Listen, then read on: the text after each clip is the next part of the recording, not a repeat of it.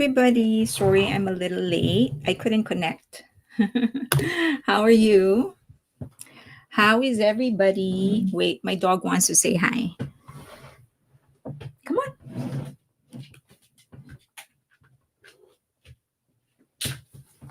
Hi. Say hi, baby. Okay. Here. Okay. Hi. Hello. Okay, let's say hi to everybody, baby. Uh, it's been a busy week for everybody.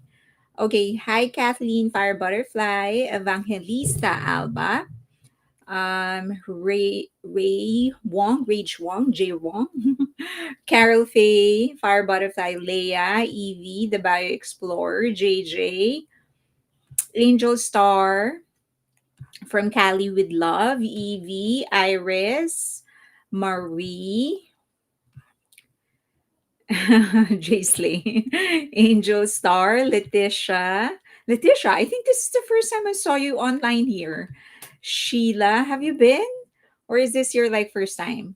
Jelma, Evie Hoan, Beth, Rose, Splendor, Rachel, Tessa, Eliz, OSP,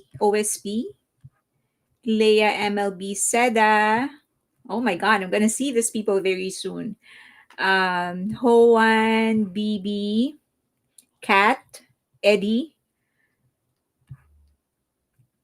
Madeline, Linda, Arlene, Namhar, uh, hi Devak. Everybody saying hi to you. We have somebody from X, Ria, Iris, Elizabeth, Lindsay, Helena, Kanitra. Oh, Nitra. I'm gonna see you too. HMMPHX,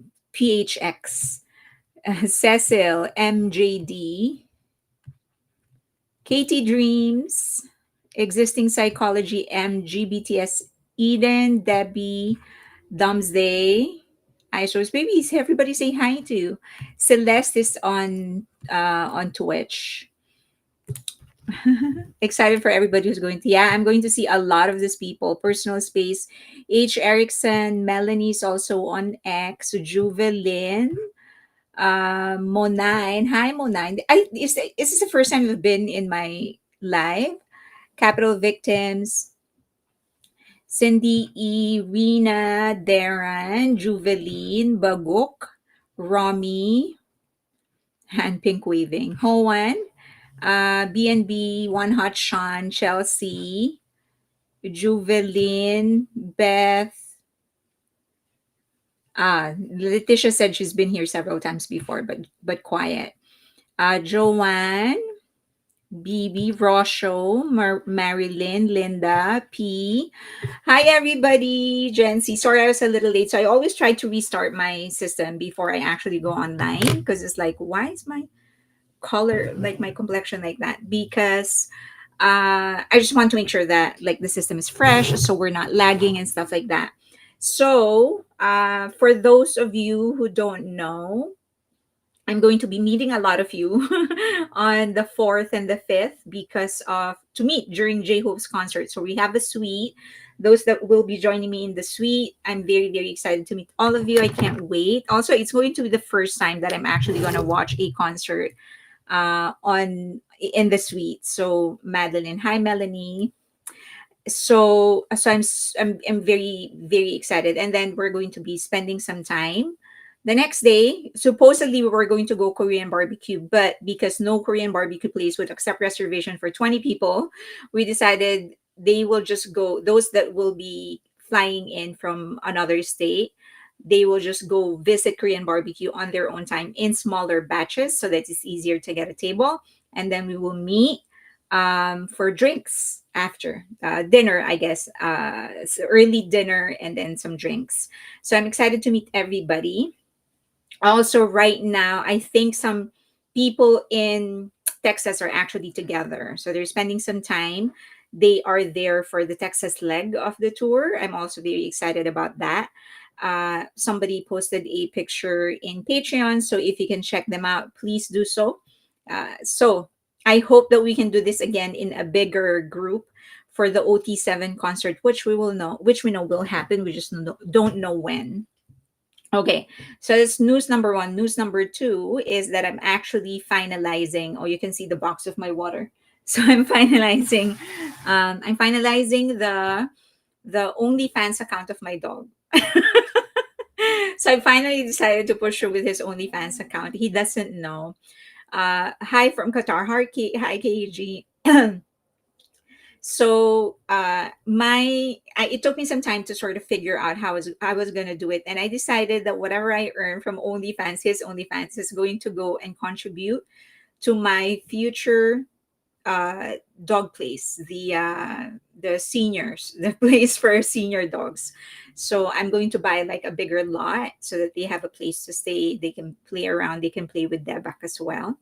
So that's the goal for that channel.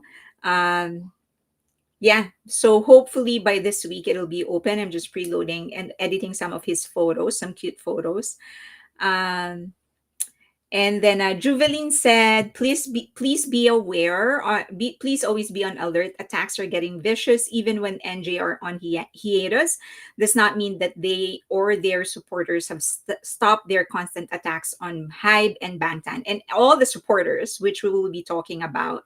So the Mike Explorer say too funny. His OnlyFans. So I know what his the channel name is going to be. I'm going to reveal it once it is done. I mean, I'm not going to show the the actual page, but hi Chell. But I'm going to tell you what his channel name is going to be. How old is Dabak? He's 4.5.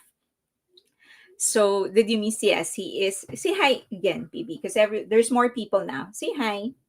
Say hi to everybody. Say hi, hi. Say hi. So just saw a teaser, right people, wrong place. I actually saw the teaser, but I haven't I haven't I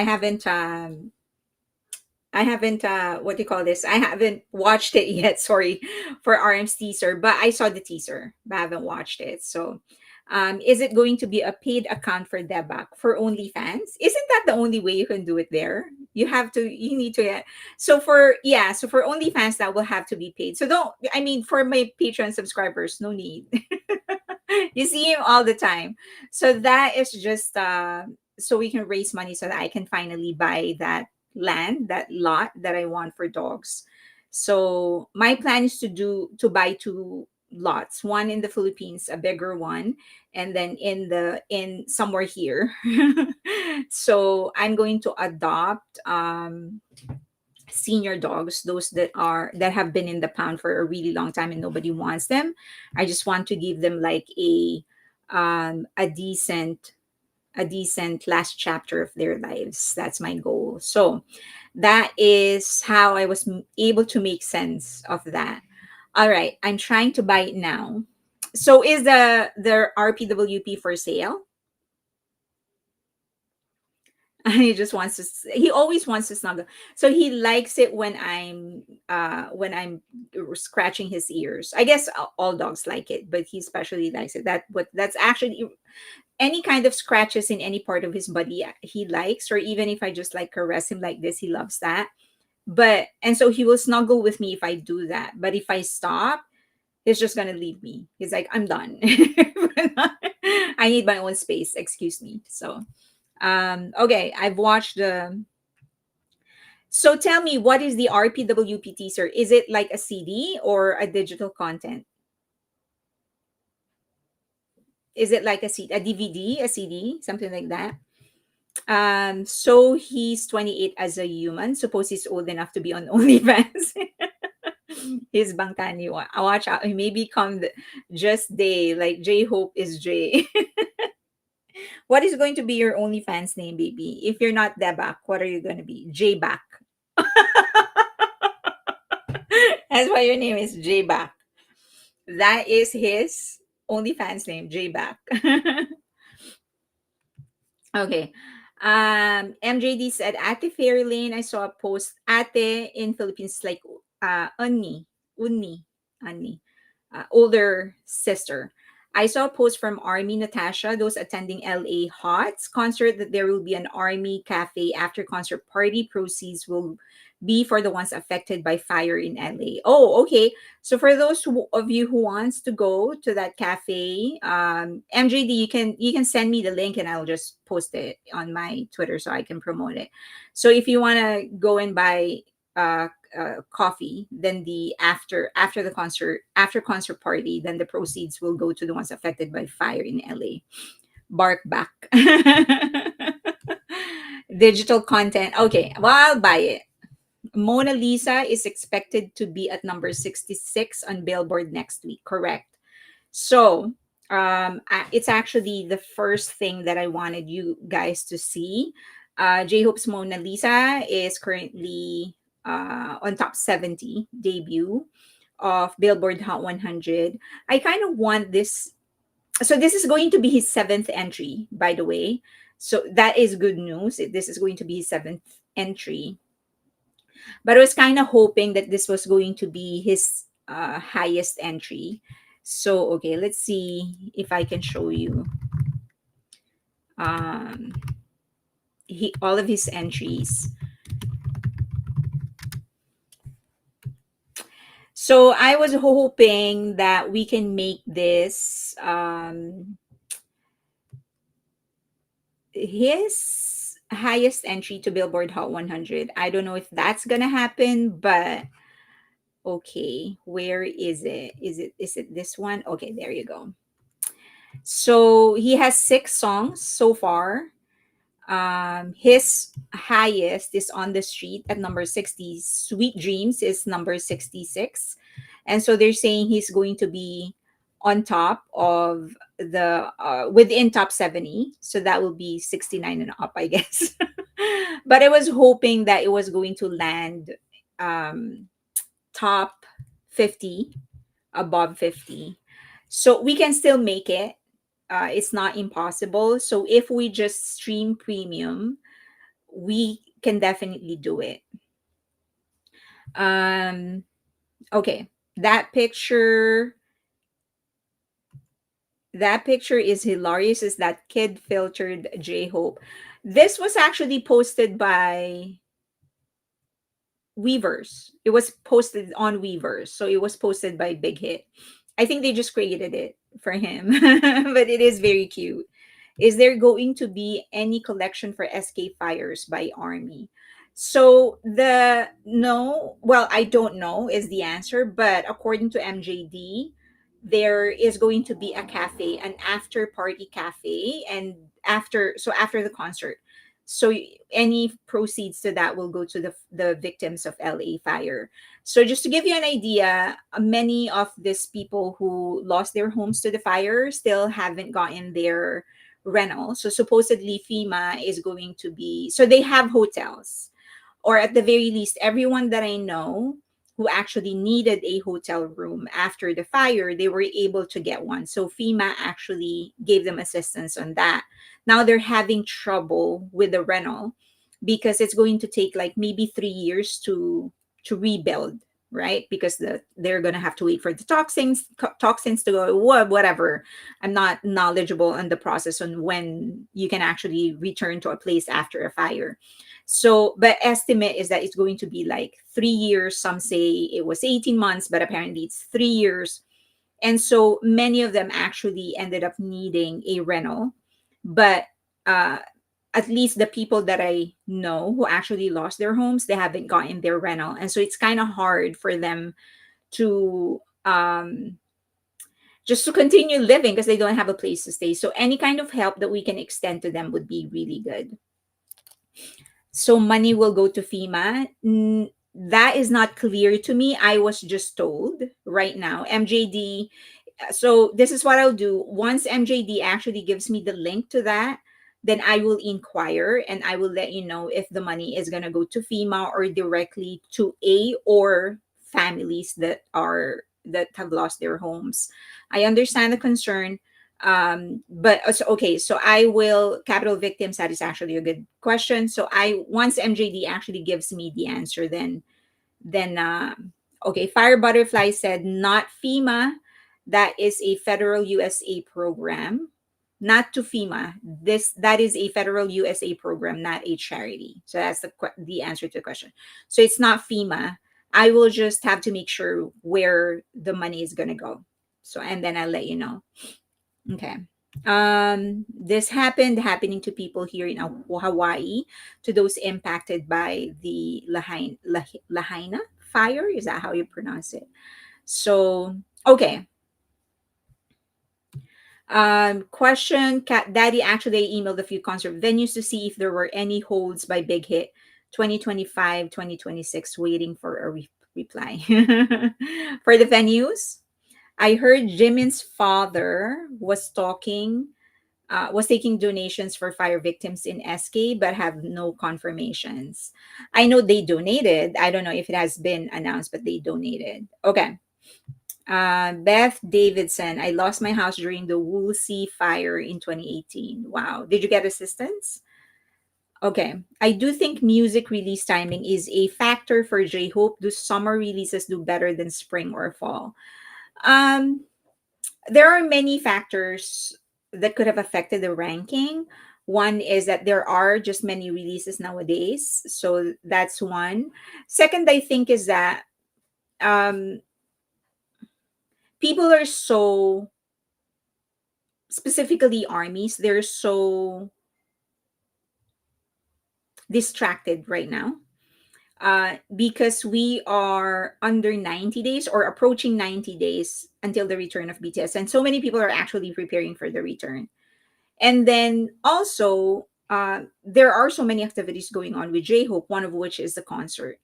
So it's so different if you're just sitting down and really thinking of nothing else but streaming. So that's one of the things. But I think we can just do our part. And that part would be to actually stream, right? If we can just stream for him, um, it would be a tremendous help. So let's just do our best to stream. So that's my only suggestion. If we can just do our best to stream, this is just a prediction, and this chart, although they're relatively close, they're not super accurate, but they're okay. But still, it is a prediction, and we are, we still have 2 days until the end of the tracking week. So if we can, one and a half. So if we can just continue streaming, that would be really good. So please stream. Remember that where is that? There are several several streaming platforms right now offering 3 months free. So one of which is Pandora, the other is Amazon Music, and then Apple Music. So they're offering 3 months free. If you can sign up, then you can have a second or third streaming platform, um, to just push him above 50. Remember that in that video that he released, it's one of his goals. It's not his only goal, but it's one of his goals to actually have a more successful release in terms of the chart. So it would be really good if you can just help him out.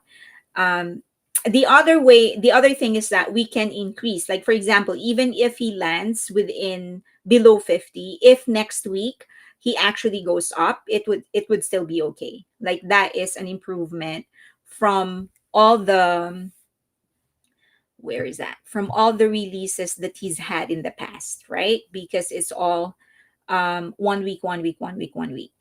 So if we can give him 2, 3, 4, 5 weeks, that would be great. Okay. Um, HHK, hi. Well, there are some financial issues, the Bike Explorer said. Well, for many of us in the US, from the fires to a lot of people losing work, costs rising, but yes, stream. Yes, please do stream. Yes, there are a lot of financial issues happening. So, one of the things that I actually wanted to talk about is, while we have all of these problems going on, as you know, my channel is always devoted to trying to give you a way to sort of forget all the problems, right? So, I just want to celebrate Jimin's achievement. As you know, Who, his song is now the second longest, not second, the longest charting song by an Asian native inside Billboard Hot 100 and a Korean native inside Billboard Hot 100. So although he actually and bowed out of Billboard Hot 100 this week, this is not a reason for us to stop. We should still stream. Please stream harder for Jimin because there are still um, some records that we're trying to break. So stream harder, stream for Jimin, get a second or a third account on these platforms. As I've mentioned before, Pandora has 3 months free. Amazon Music has 3 months free. Apple Music also has 3 months free for new devices. Tidal has 1 month. Napster has 1 month. Deezer has 1 month. So I am going to now shift. So I'm using Tidal right now for the other phone that I have, which is my office phone, my work phone. I'm going to change that because my 30 days will be up. I'm going to switch to Napster because they are one of they pay the highest amongst all of this. So if we can, I will just continue shifting through the different music streaming platforms to help in the industry in the ranking. And of course, I'm going to do the same thing for J-Hope. So right now for J-Hope, I'm concentrating on Mona Lisa. I'm almost, I think I'm 80% Mona Lisa, 20% more for him because we're trying to get that to close to 1 billion. So yeah. So existing psychology, Napster, that's still around. They are very much still around. So Napster has they are the highest paid. I mean, they paid the highest to musicians. That's why I like them. Now, I'm not sure what the quality of the music is. I'll let you know. For Tidal, it is good. So one of the worst actually when it comes to the quality of music is Spotify.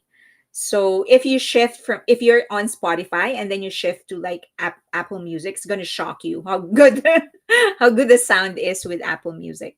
So, but yes, the answer is that Napster is still very much around. So if you want an alternative, if you want to get a second or third account to help in the streaming, I would highly recommend Napster and then cycle through all the streaming platforms. And then eventually, I promise you, you're going to land on one that you will like and that you're going to stick to it. Okay. Miss Fairlane, with recent fans' effort to not support scalpers in J-Hope concert, does Hybe or Big Hit have any plans to take control of the ticketing there for BTS comeback? Don't trust Ticketmaster. So they actually acquired a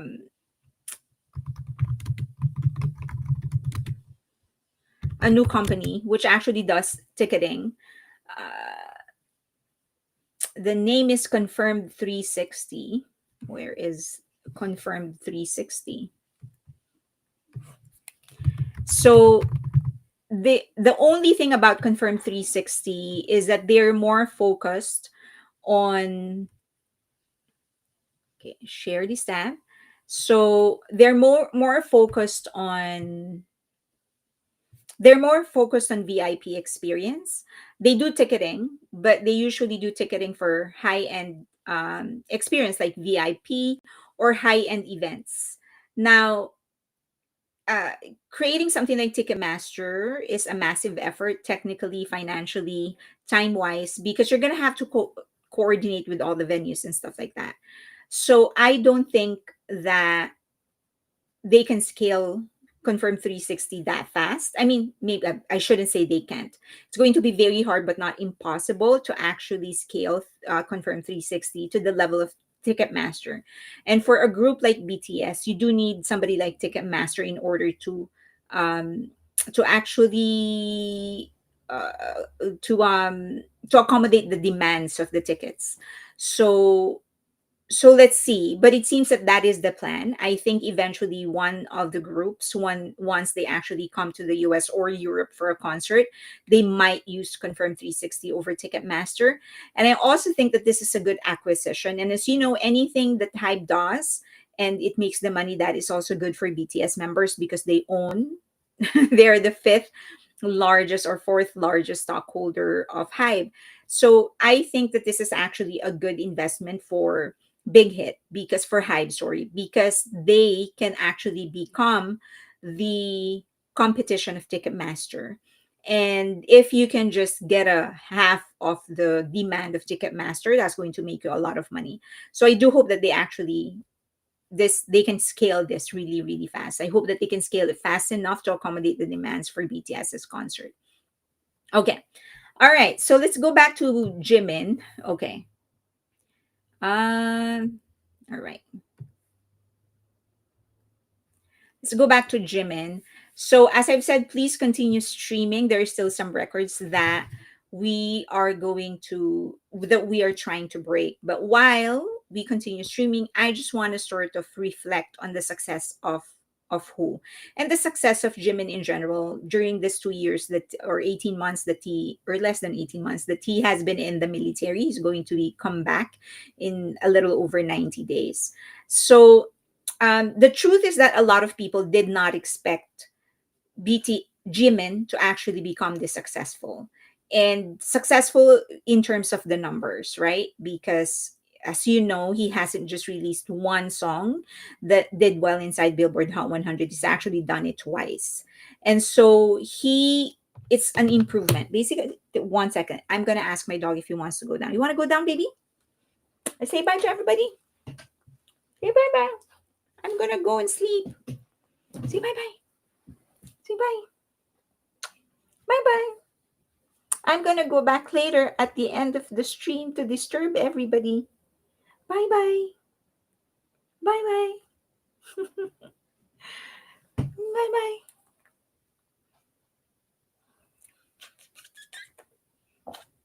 Oh, he just ate. Bye, Dabak. He doesn't want to go down. Okay, baby, let's go down.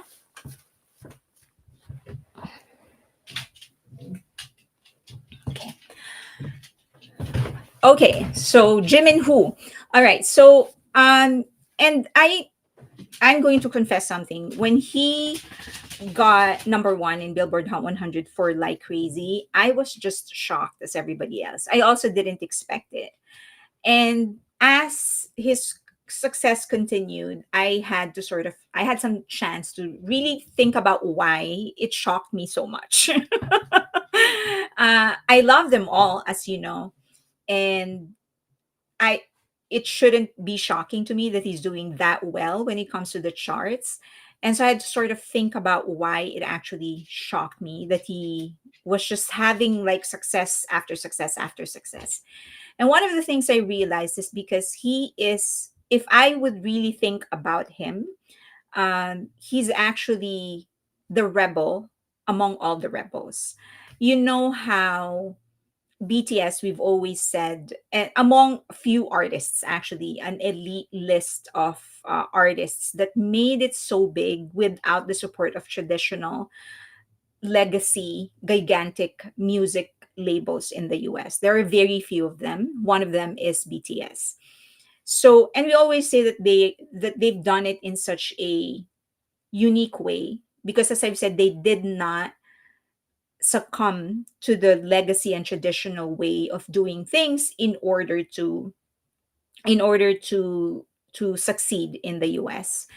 And still, and then you have all the members of BTS and a few other soloists from other countries that are making it. If you put him in this lineup, if you ask them to fall in line, Jimin is the odd one out, one of the few that you wouldn't expect to actually be this commanding, not just in his control over his music, but also in his control over his own commercial success.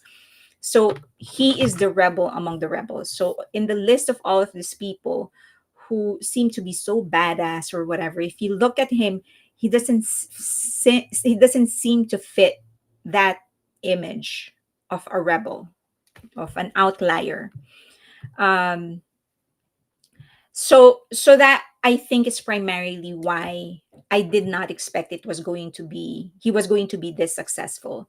So for example, like if you put Michael Jackson, especially in his early years, Britney Spears in this lineup, you can see something in them, something different that makes them a cut above the rest. If you look at Jimin, he doesn't seem he isn't very he isn't very imposing. Not that he isn't commanding, but he doesn't seem to impose himself, something like that.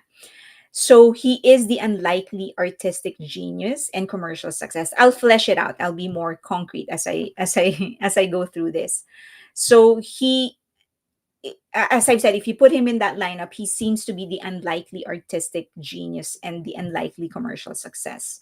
For one, he didn't have a stellar start. As you know, he was actually almost taken out of the lineup of BTS. He barely made it. And according to himself, he was actually taken out of the group, or at least almost taken out of the group several times. So at one point they were saying 18, 13. We don't know how many exactly, but it was one too many. The founder of Big Hit and the guy who actually organized BTS wasn't also sure about Jimin. He said in the documentary that he wasn't sure about Jimin. But before all the hate goes to him for not thinking that Jimin can make it, also remember that at the end of it, he approved it. And yes, at that point, it was his approval that everybody needed, whether Jimin or not was going to stay. And we have to recognize the wisdom behind him admitting that he didn't know anything. He had the consciousness to see that there is a possibility that he's wrong.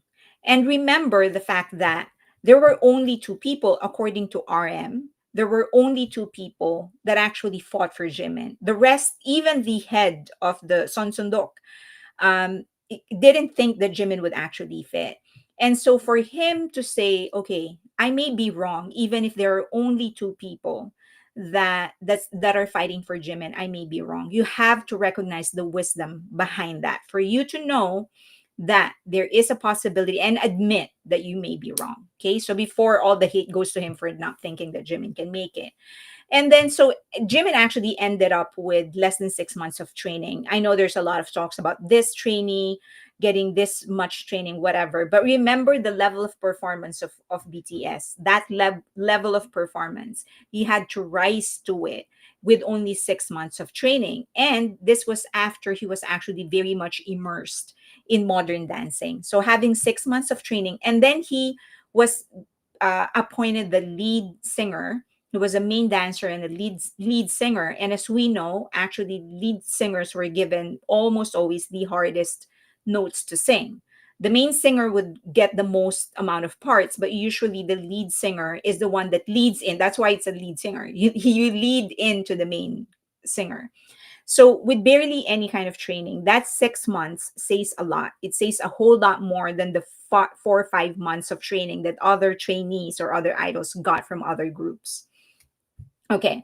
And then, as we know, the current CEO of Big Hit was at that time the head of talent development of Big Hit.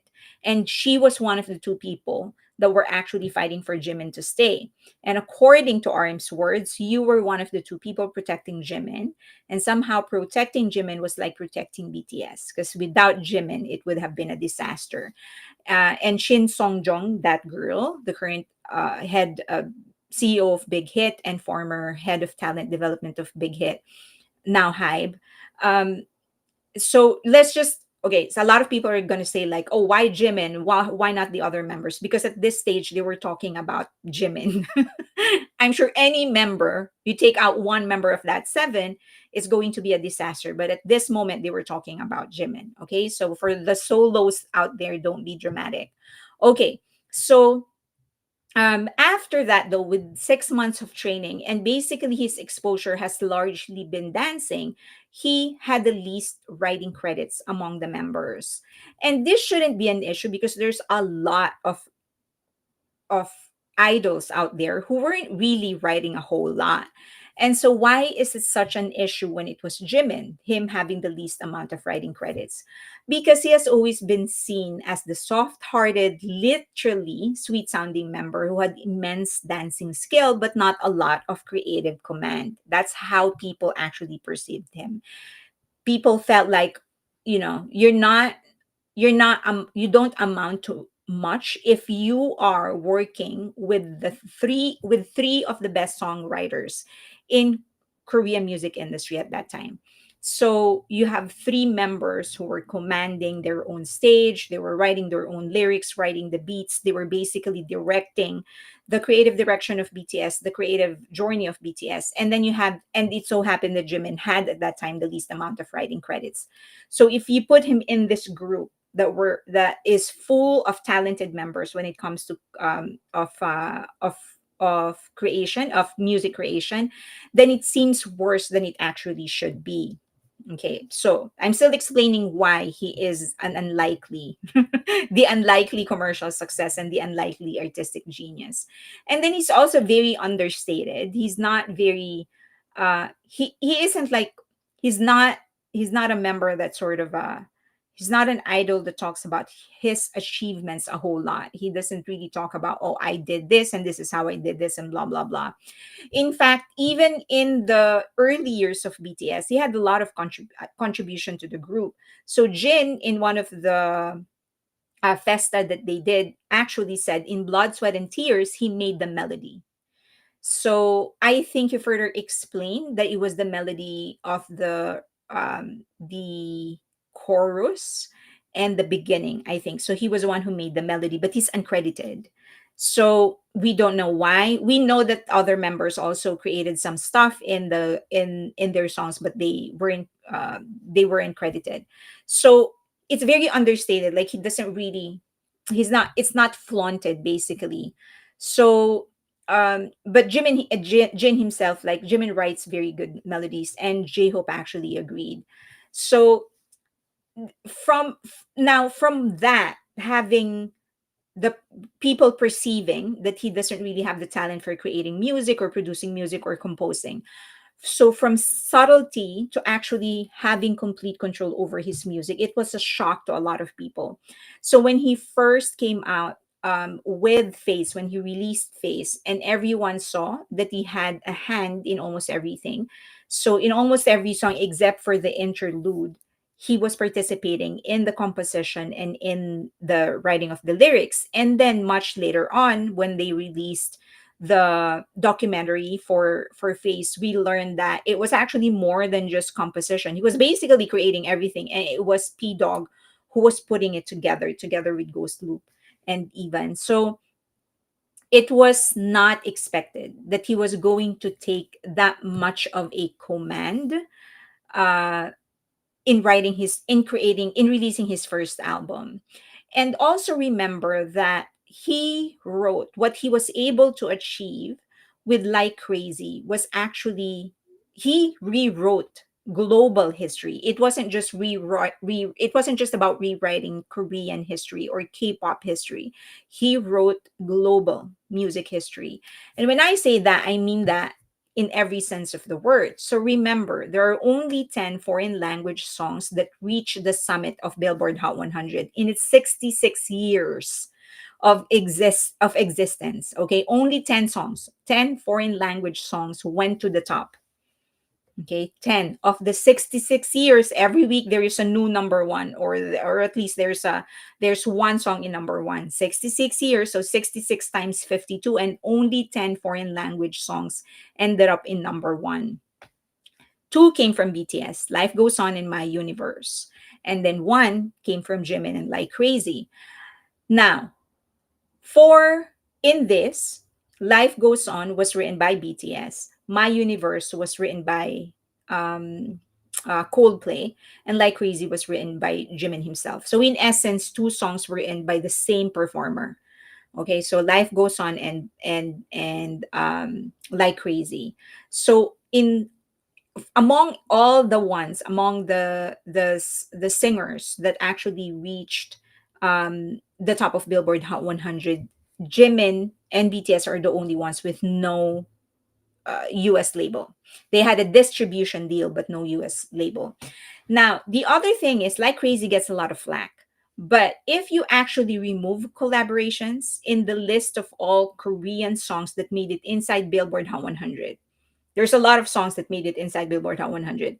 But if you take collaborations, songs that were in collaboration with Western artists, Like Crazy would actually be the 11th longest charting song by a Korean native inside Billboard Hot 100. So imagine there's a lot of songs, a lot of Korean songs, a lot of songs by K-pop artists, by Korean artists that made it inside Billboard Hot 100, regardless of what number they actually entered and stayed. But if you remove collaborations, just stick with the solo releases, Like Crazy would be the 11th longest charting song by a Korean native inside Billboard Hot 100. Okay. Because the problem is sometimes if you keep on considering the collaborations, Western collaborations, it kind of muddles the actual success of a song and the actual success of an artist. With Like Crazy and Who, also remember that he battled a powerful culture. And these are not just businesses. I'm saying he battled a powerful culture within the music industry itself. Because in the US music industry, there are certain practices, certain ways things are done. And this is very important. A lot of what we listen to, what we are able to consume on radio, on streaming, they were dictated to us. This weren't our choice. These are actually music industries, music labels, big music labels, putting the kind of song that they want to rank. It's not necessarily the kind of songs that we want to listen to. So, all of this, EMI, Columbia, Virgin, Sony, BMG, Warner Brothers, Motown, all of this have been around for more decades upon decades. Some of them have been around since the beginning, like Columbia. And in all of this, and so in the years that they have stayed, they've actually established a process by which they will choose the kind of song and artist that will become number one. And Jimin battled everybody. As a proof on how much control they actually have in the chart, here is a video of Benny Blanco discussing how easy it is for the radio executives to dictate what song is going to be reigning, what song is going to end up in top. So in this video, he was discussing how he was actually sneak in one of the songs that he wrote for Maroon 5. So I know that you guys are very much familiar with Benny Blanco. You might not be familiar with the fact that he was the one who wrote Moves Like Jagger by Maroon 5. That was his song he gave to Maroon 5. So all right. So let us I have actually an idea, like for another listen song. to I what had he no said. idea at that time. I like that's when we. So do you hear it before I continue? Do you hear what he's saying? Do you hear the audio? Was like Jagger. Do you hear the audio? I'm like in a hotel room, going back and forth, trying to make it happen. Yes. Okay. So what he's initially talking about is that so he said that he wrote Moves Like Jagger and he gave it to Maroon 5. I think Maroon 5 eventually sort of revised it a little. So what he was going to say is that when he gave the song to Maroon 5 and they recorded it, the label had other songs in mind. They had another song they wanted to push. Okay, so they wanted to push another song. Now, the manager of Maroon 5 actually approached him. Okay, approached him and said, "Hey, Maroon 5 is going to perform in the show. It's a something like American Idol, but better, which ended up being The Voice. They're going to perform, and I like your song. So let's have Maroon 5 actually perform it." Done. And He so that's loves what that they song. did. Everyone at He radio pushed thinks Maroon I'm 5 an to perform. idiot. We have Moves Like Jagger. The problem is they have another song at radio at this time called Never Gonna Leave This Bed. Okay, so that's it. That's the whole song. Yes, I stopped it. So the V Hart said the whole clip didn't play. Yes, I stopped it. So Maroon 5 had this, the Never Gonna Leave This Bed is the song that was being pushed by the label. So this is the song that they actually gave to radios for their rotation. Not Moves Like Jagger. It was this song. And so they had to sneak it in. Okay. And his manager comes to me and he said, hey, Adam's gonna be on this new television show. It's kind of like American Idol. And I was like, yeah, but American Idol already exists. He's like, no, it's gonna be like bigger than American Idol. And I really think it's gonna be a big thing. And like, we're gonna have him perform and premiere this song on the TV show. So his label wants him to play Never Gonna Leave This Bed. And they think he's gonna play it. But Jordy at the time, the manager, was like, we're just gonna sneak and put this song on and not tell the label. We're gonna perform this song and we're gonna release it that night. They perform the song. His record label goes, you fucking idiot, what are you doing? You're supposed to play the single we have at radio right now. Why would you do that? We wake up the next morning. It's #1 in 85 countries, okay? The label owner goes, change the song at radio immediately. So imagine that. So they sneak in the song. They pushed Adam to actually sing the song Moves Like Jagger.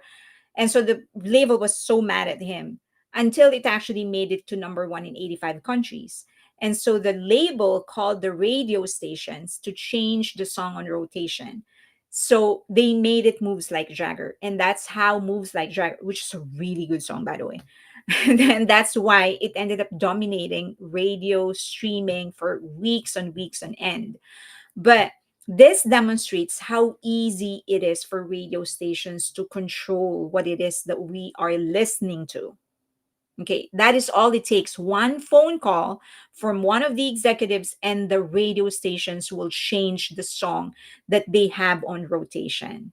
So imagine BTS, Jimin, and the other members of BTS like Jungkook making it inside the chart without the support of these labels. So that is what I was saying when I said Jimin actually battled a powerful culture, not just a powerful company, not just a powerful person. It's an entire culture that he battled. He went against the grain, the usual practice of music labels on how to get the song dominate the air and the chart. So it wasn't a welcome thing. People don't like it if you succeed without having to follow the rules that they put forth. And then he passed on fail-proof strategies because, as you know, many artists, specifically K-pop artists, would end up collaborating with big Western acts in order to get into the charts, to get some sort of popularity. And I discussed in my last stream last week, in my live stream, that there is actually nothing wrong with that. Don't get me wrong. There is nothing wrong with collaborating with Western artists or whoever it is that you want to collaborate. If #1, it's going to grow you, it's going to help you grow and mature and get new influences, that is fine. Second, it's all about what it is that you can do before or after that collaboration. If the only thing that you have going is that collaboration, and all the other songs that you have, especially your solo songs, don't really do well and don't really make an impact, then yeah, there is something wrong, because it only proves that the only way you can succeed is by riding on the coattails of the success of other people. But if you're collaborating and you're able to sustain it afterwards, that speaks to how much you really have to offer, and that you really just needed that one marketing tactic in order to get noticed. So just want to make it clear that I'm not knocking on everybody who's doing Western collaborations. It's all about what you can do after that collaboration, or what you have been able to do even before that collaboration. However, what's admirable about what Jimin did is that he passed on the strategy. He did it by himself. He had a collaboration, but it was with Loco, an artist from from Korea, which is a really good artist. He's a really good rapper, and he is successful in his own right, but definitely not in the caliber of a Western big artist, right? So that is his only collaboration. And then with Angel, which is the OST of Fast and the Furious, he was actually asked to be in the roster of the people that will be singing that theme song. But the two biggest songs that he had is all his. He for who, he did not write it, but the idea came from him, and we saw that happening. Okay, that entire, oh, that's who you were, that whole line, who am I waiting for, that came from him. That was the insight that the writer actually got from him when he was discussing what kind of song he wanted to make. So Jimin essentially did this. The success of Who and the success of Like Crazy did this without crutches, while others enjoy the cushion of Western agency support, paid playlisting, promos, and Western collaboration with A-list celebrities. West Jimin actually soloed um, his 33-week hike. Sorry for the wrong spelling, but what I meant to say is he soloed this 33-week hike all on his own. And so that what makes it even more admirable, because he did it without all the things that he could have used that probably would have made it easier for all of us, because we do need, and at least to me, I admit, if we had the support of radio, he would probably, number one, top the chart. Number two, would still be in the chart. That is the truth, because radio plays a huge part. There are a lot of songs in that chart right now whose only edge over him is radio. And then the other thing is that if you look at the charts, it's so obvious that it is these are the songs that are being pushed by the labels themselves. So had we had the support of a Western label, he would still be in the chart and he probably would have ended up in number one. Okay. So outside of all of that, that song Like Crazy actually was released in the worst time possible, because he had to go through all the seasons that that he had to withstand just to be able to stay. He survived Christmas, he survived the elections, the White House power shift, and the Super Bowl. So he had to battle all of this in order to stay in the chart, and he bit them all, he beat them all. So we have to recognize just how powerful the streaming is and the support is from his US fans. This the army's fan, the army support. So this entire thing, growth, the way that he has grown, this is he did this all on his own. He had no help basically.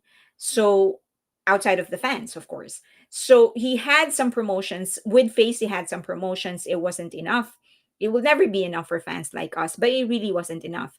And for me, especially because he couldn't, because he was going to sign, he was going to enlist in the military. He was only able to pre-record one live performance for Jimmy Fallon. Other than that, no other support. He didn't have a lot of playlisting. The playlisting that he had was majority coming from fans.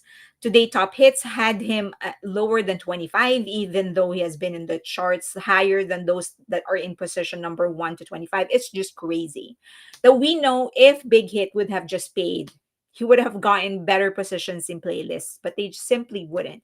I think today Top Hits, Spotify was including him in the playlist just because they didn't want to be criticized for not including somebody that was obviously dominating the chart. Okay. I did actually wrote several articles on X, and I hope that you could drop by to read it. I will post the link, but this is actually one of them. Let me see if I can pull it up. Let me know if I'm talking too fast. One of my friends actually said that I would talk too fast for them. Okay.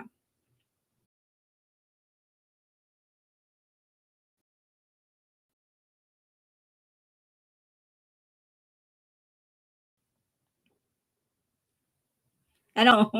I'm sorry about that. But okay, this is one of the articles that I wrote about this entire thing. But mostly, um, it's about, it's just reiterating the things that we need to admire about his historic run, right? He basically had no features, not basically, but he had no features. He has no major US label support, no radio deals, no payola, no heavy promotions. So it's just really unfiltered listening power.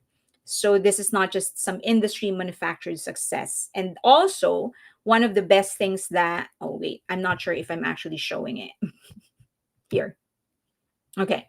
So one of the best things that, so here, so this is not some industry manufactured success. This is a win for independent artists, because in essence, Jimin and BTS members are actually independent artists as of the moment. Well, they belong to a small agency, because Big Hit is actually a small agency in by all accounts in the US. So um, he really is the industry's worst nightmare because they have outsmarted the system, and I've discussed why. They have Spotify now charges a fee to boost songs to listeners. So you can pay Spotify in order for them to recommend a song to more of their listeners.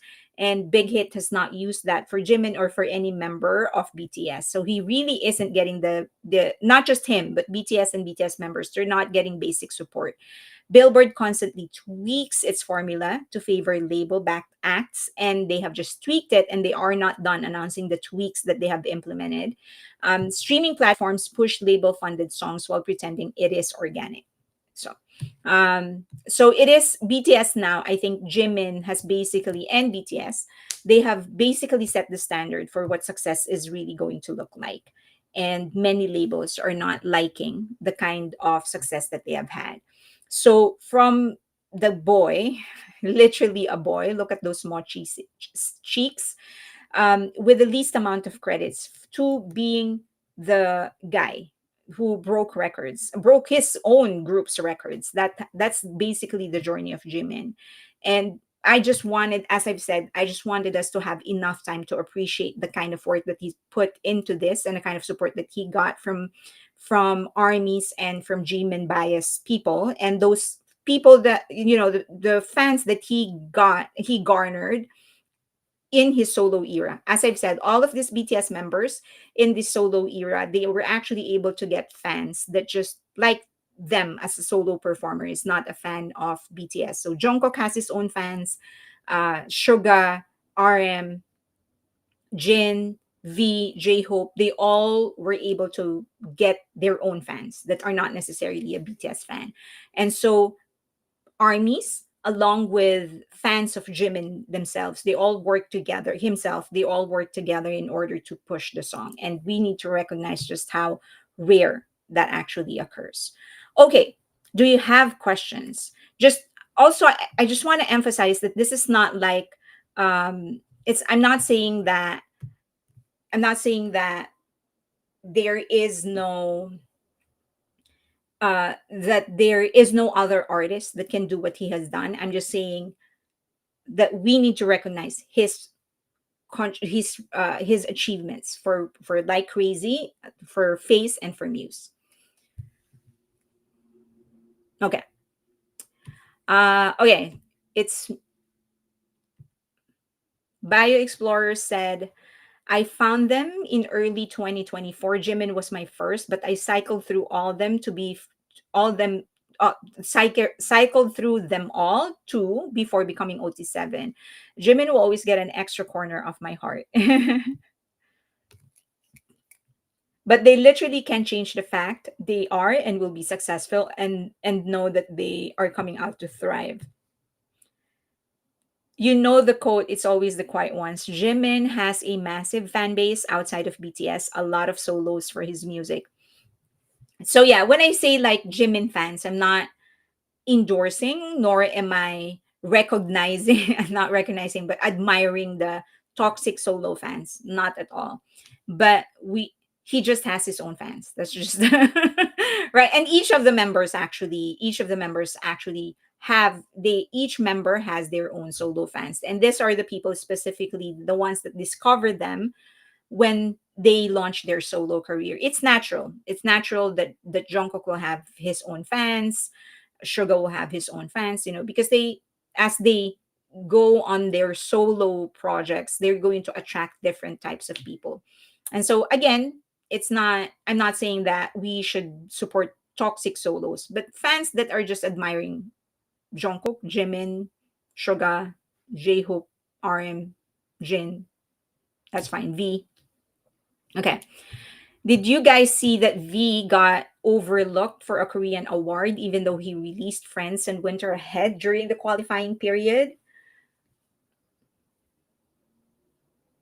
Okay, let's go back to this. Let's talk about Jimin first. Jimin is like a heart. I drifted to Jimin when people started saying he was fat, and I was like, shut up, he's perfect. He was fat. He was never fat. He had like mochi cheeks, but that's not fat. I mean, that's just baby face. cheeks. If I had my way, I would not lose those cheeks. But of course, he had to grow up and become a man. So cute. The latest photo isn't cute anymore, but sexy, bulky Jimin. Thank you for your support in Jimin. Of course. I mean, I love them all. Okay, let's go down because I'm super. Jimin, you're nice. Keep going. Solos are fine. And where is that? Solos are fine for as long as they don't hate other members. Benny Blanco is engaged to Selena Gomez. She is besties with Taylor Swift, and we know Taylor Swift hates Scooter Braun a lot, a lot. Yes, he was still a teenager at that point. He was never fat. The heck, he's not even a little fat. I know.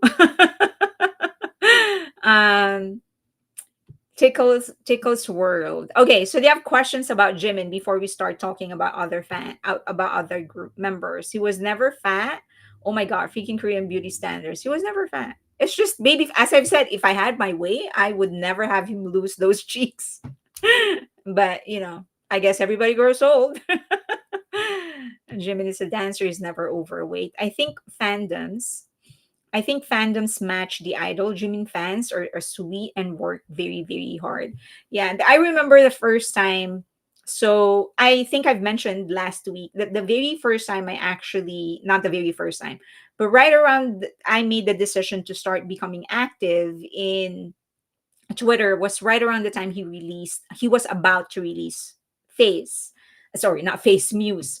And so a lot of people, a lot of fans were actually calling me out for not talking about other members' solo release. And I was like, because this is the first time I've decided to become active on Twitter. It used to be just uh, YouTube.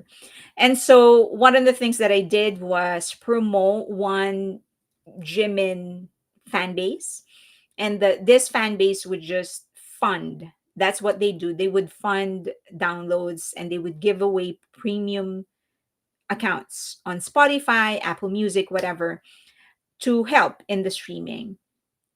And oh my god, the attacks that I got because it was like, oh, you're promoting solo and whatever.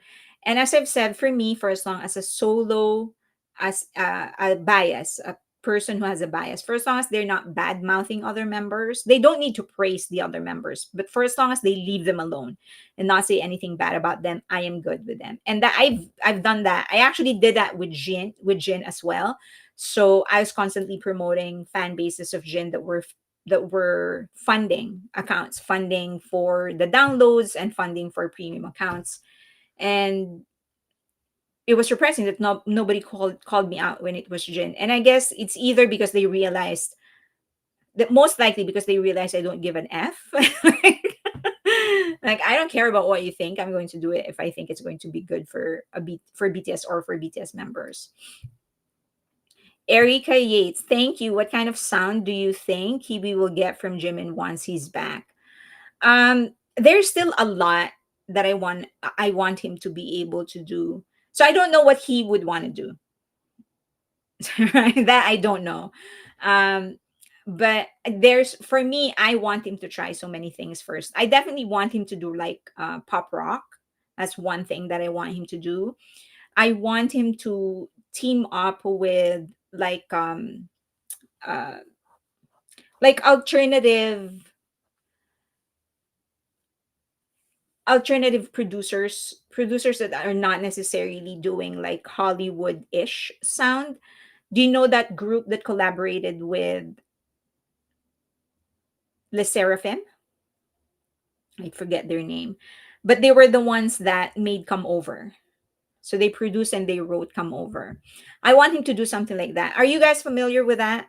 With the song of Le Seraphim? It's called Come Over.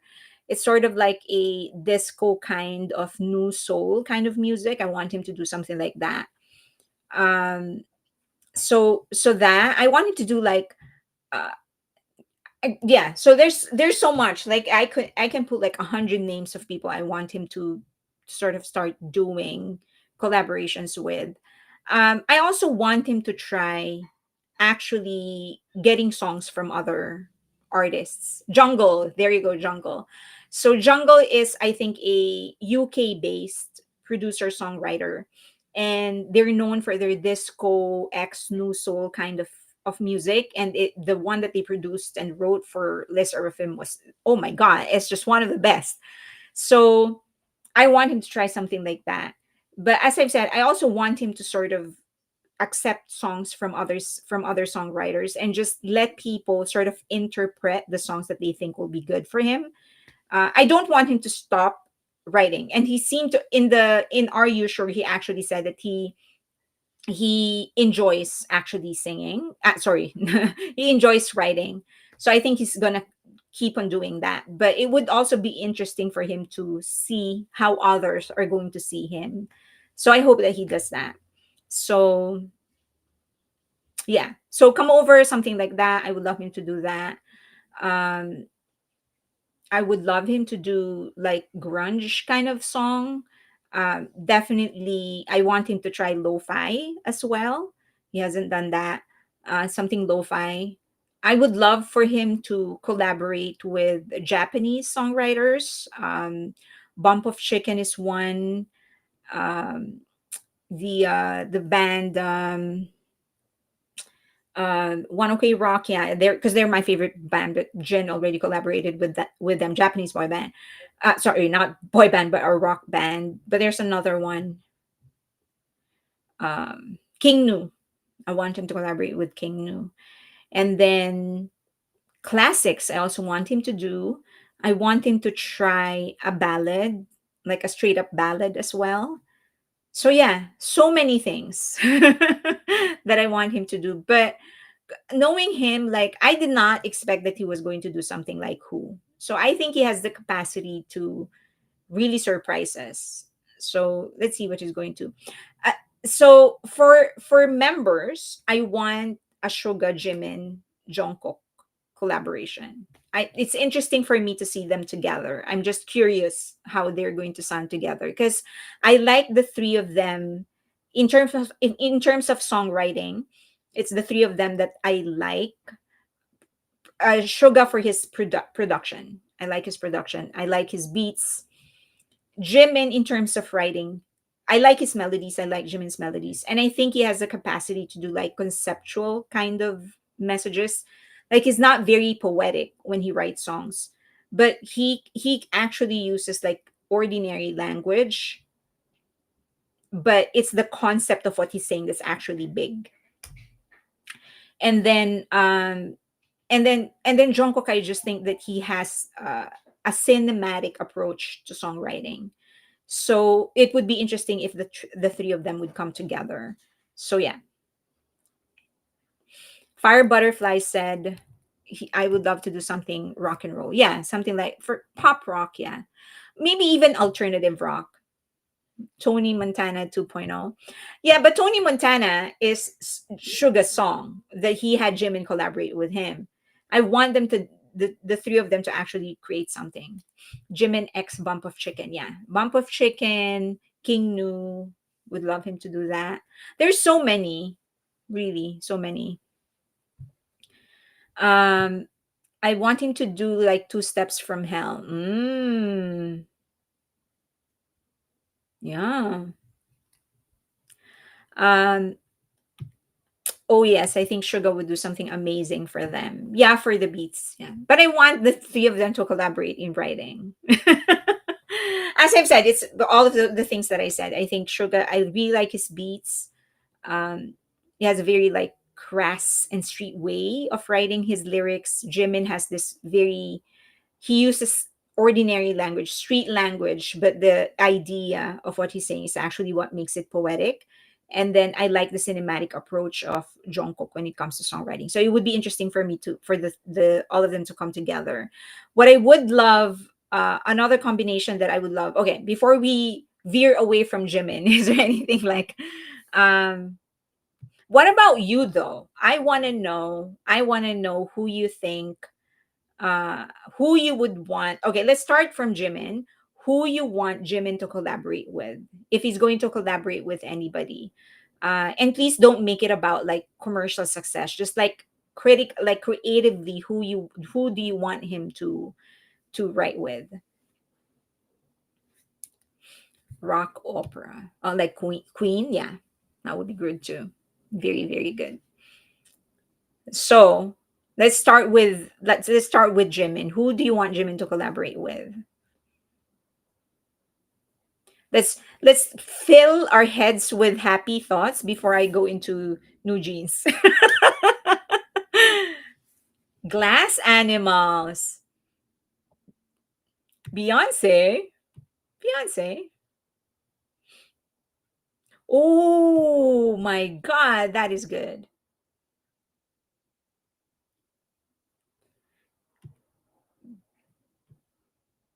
Peely? Hmm. Fallout Boy. Maddie said, me. Day 6 would be fun. Usher? Justin Bieber. David Foster. Arnel Pineda. Suga. Lotus Bloom said Suga.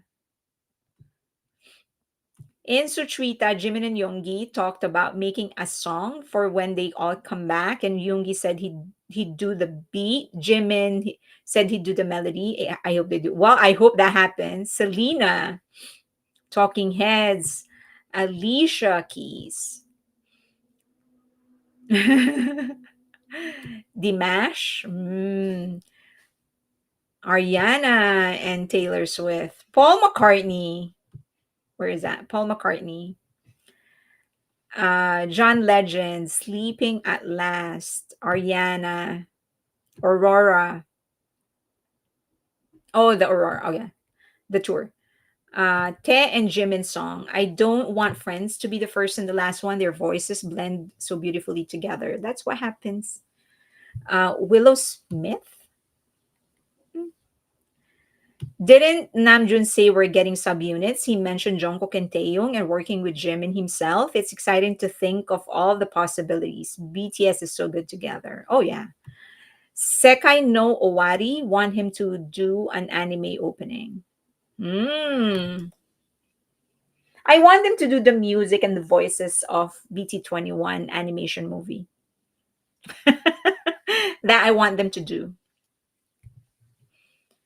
Okay. Elton John or even Queen. RM and Jimin. RM and Jimin and J-Hope. Okay, so who do you want? Let's go to the youngest and then back to the oldest. Who do you want V to collaborate with? I think I mentioned last time I would love V to collaborate with David Foster.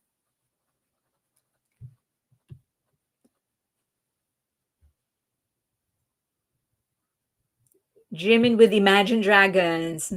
At this point, the American names would be using BTS to bump their career. Jimin and the guy from Wicked.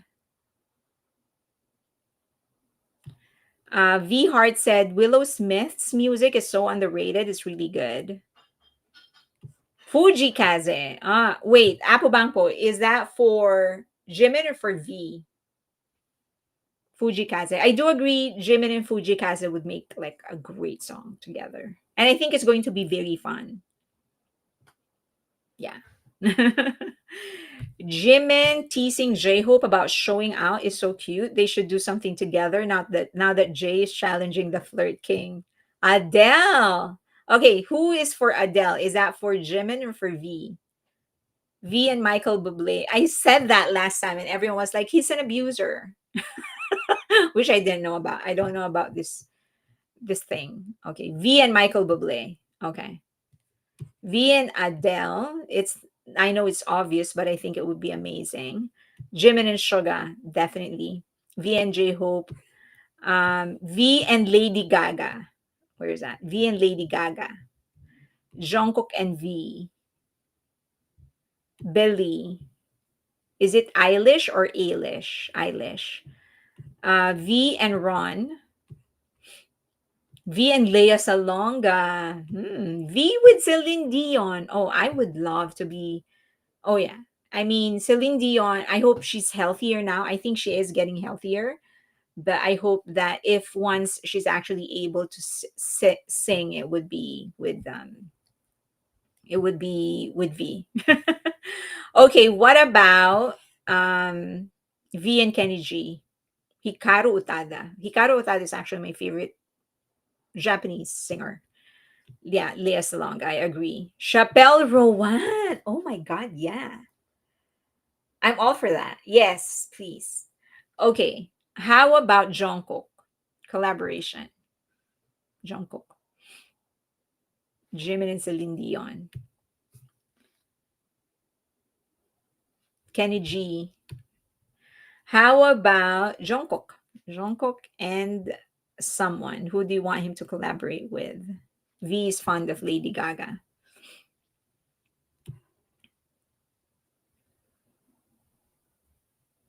Ryan Tedder with BTS. Fujikaze. Fujikaze and Jungkook. Jungkook. Jungkook. Where's that? Jungkook, A, Suga, and V. Who's A? Suga, Jungkook and Keshi. That would be good. Jungkook and V. Jungkook and Shania Twain.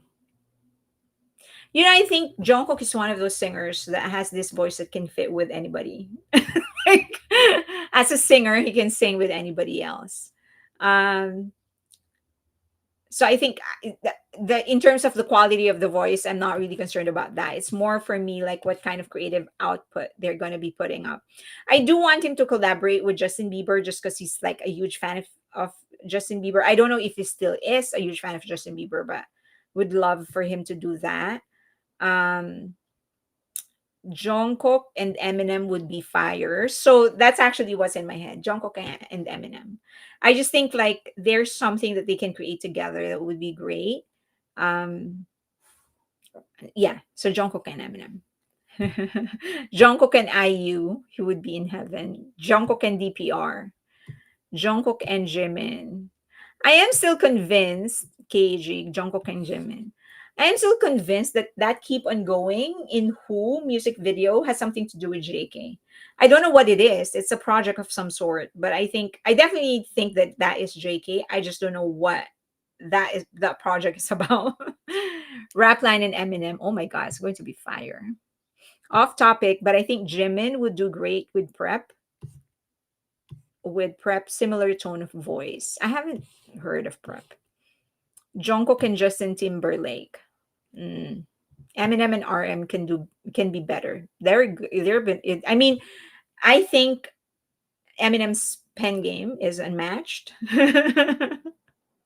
So him and J Cole are my favorite rappers. Jungkook and Linkin Park. Oh yeah. Oh my god. Okay. What about Jin? Who else do you want him to collaborate with? Who else do you want him to collaborate with? Eminem and Suga. What about Jin? Beyonce. Oh wait, Beyonce. Do you think the next album of Jimin is Bliss? I don't know. I don't think the third album is full yet. He probably has some songs, but I don't think it's done yet.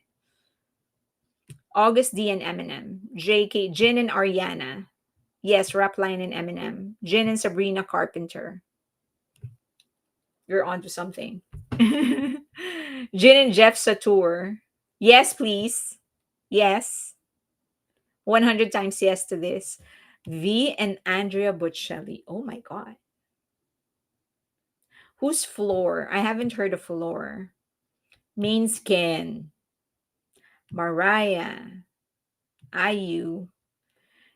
Um, Jimin's songs for relatable to me. Adele and BTS. Jin and Jeff Satur. Yes, yes. I would 100% support this. Wendy, Jin and Imagine Dragons. JK and Yeba. Jin and Coldplay again. Jin and Kelly Clarkson. Yes. V with JK. Not a Sabrina fan. I'm not a fan either, but I think the two of them will work together well. Jin and Morissette, she's a Filipino singer. Sam Smith and Jimin. Hmm. V and John Legend, maybe. Jin and Barbara Streisand. Oh my God, yeah. How about Suga? Suga. Someone already said Suga and Eminem. I'm all for that. Yes, please. I will support that. Jin and the Weekend. Hmm. Only want OT7 music. Ariana and Jimin is on Weverse now. Ariana and Jimin Ariana is on Weverse now. Jin and Maroon 5. Jin and Gloria Stefan. Suga and Kendrick Lamar. Hmm. Hmm. I feel like Jungkook and Jimin has so much time together to write a song. Hint in Who, definitely a collab. I think the keep going. I think it's something. The two of them together. I don't know what it is, but it's something. Suga and G Dragon with RM Bomb 2. um Sugar with Eminem 100%. Yes, of course. Sugar with Metallica. Sugar with J. Cole. Drake and Sugar. Hmm. Sugar and Kendrick. Sugar and Her. Um, Sugar and Busta Rhymes. Sugar and Uzi. How about RM? RM. And then we will go to our next topic. I only want Sugar with Halsey. They are perfect together. The twins. After knowing that The Weeknd wrote The Idol, I cannot have any respect for him as he seems to have no respect for females. They for sure got something cooking. Me realizing I don't the music of most artists mentioned. Hobie and Chris Brown. Oh, I missed Hobie. Oh, yeah, I'll go back to Hobie. But first, RM. J Hope and Tinash. RM first. RM and Nas. Well, yeah, because that's his idol. Farrell and Cafe Taco. Who's that? RM stands alone. Sugar Run DMC. RM with Janelle Monet. Her and RM.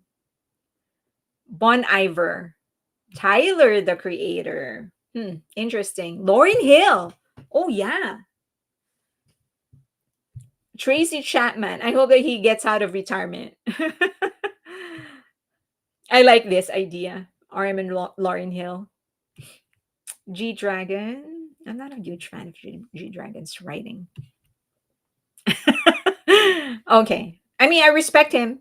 I just am not a fan of. I met him in person. We actually had like a conversation. Okay. All right. How about J Hope? J Hope, who do you want him to collaborate with? It's so hard to think right now because he seems to have collaborated with the people that he wanted to be collaborating with. Ed Sheeran. Arm and Miley Cyrus? Could be. Yes, I'm all for RM. J Hope and Shakira. Les Seraphim and J Hope. J Hope and rappers. Yes, any quality rappers. Kendrick. Okay. RM and Sadie. Is it Sadie? Saudi? Someone said how to pronounce it last time. Shady? Shadi. Sadie? J Hope and Chris Brown. J Hope and Maroon 5. I don't want V to collaborate with anyone. I need him to get into acting. I need a movie with him as the villain. Bruno Mars. Hope with Miley Cyrus. Hope with Paula Abdul. Katy Perry. Sade. That's it. I keep on forgetting how to pronounce it. Sade. Okay. Tinash and J Hope. Yeah, I think she's one of like the OG for him. Missy Elliott. Okay. Next topic. Let's go to the next topic, which is a really entertaining one. Let's see. Is this it? Okay. So, you know how some artists actually bring out the best in people and some artists actually bring out the worst in people. Now, that happens to every artist. Like, even for BTS, you know that BTS has inspired so many people, but they also have obsessive fans, right? They have obsessive fans who day in and day out imagine that they're going to be with them, that BTS actually belongs to them, and that they should be dating BTS, and that they should be doing what they want and all of those stuff. So it's not unique to a singer. Every artist actually has that kind of a fan. But a large part of what really makes a difference is how the group responds to certain things. And BTS has always been gracious in a lot of the things that they have done in the 12 years that they've been in the industry. They have never badmouthed anybody, even the ones that have actually obviously offended them, in fact, or disrespected them. In fact, in many, many, many times before, they have not just forgiven these people that have treated them badly. They actually went back to their show in order to interact with them and sort of give a signal that, you know, past is past and that they have moved on. And so it was very surprising to me how some of these fans of New Jeans seem to have the obsessive fans of New Jeans have become louder. It is their voice that have become louder. It is their influence that are becoming bigger and stronger. So the fans, they have a fan base that are reasonable and they want nothing but the best for the girls. um so those fans exist, right? As you know, a lot of you have already said this, that you're very disappointed that I seem to always be taking their, like, I refuse to give them I used to hold them accountable for the things that are happening. And so, because I've mentioned before, and I'll say it again, because I think that a large part of what's happening is because of the failure of the adults around them.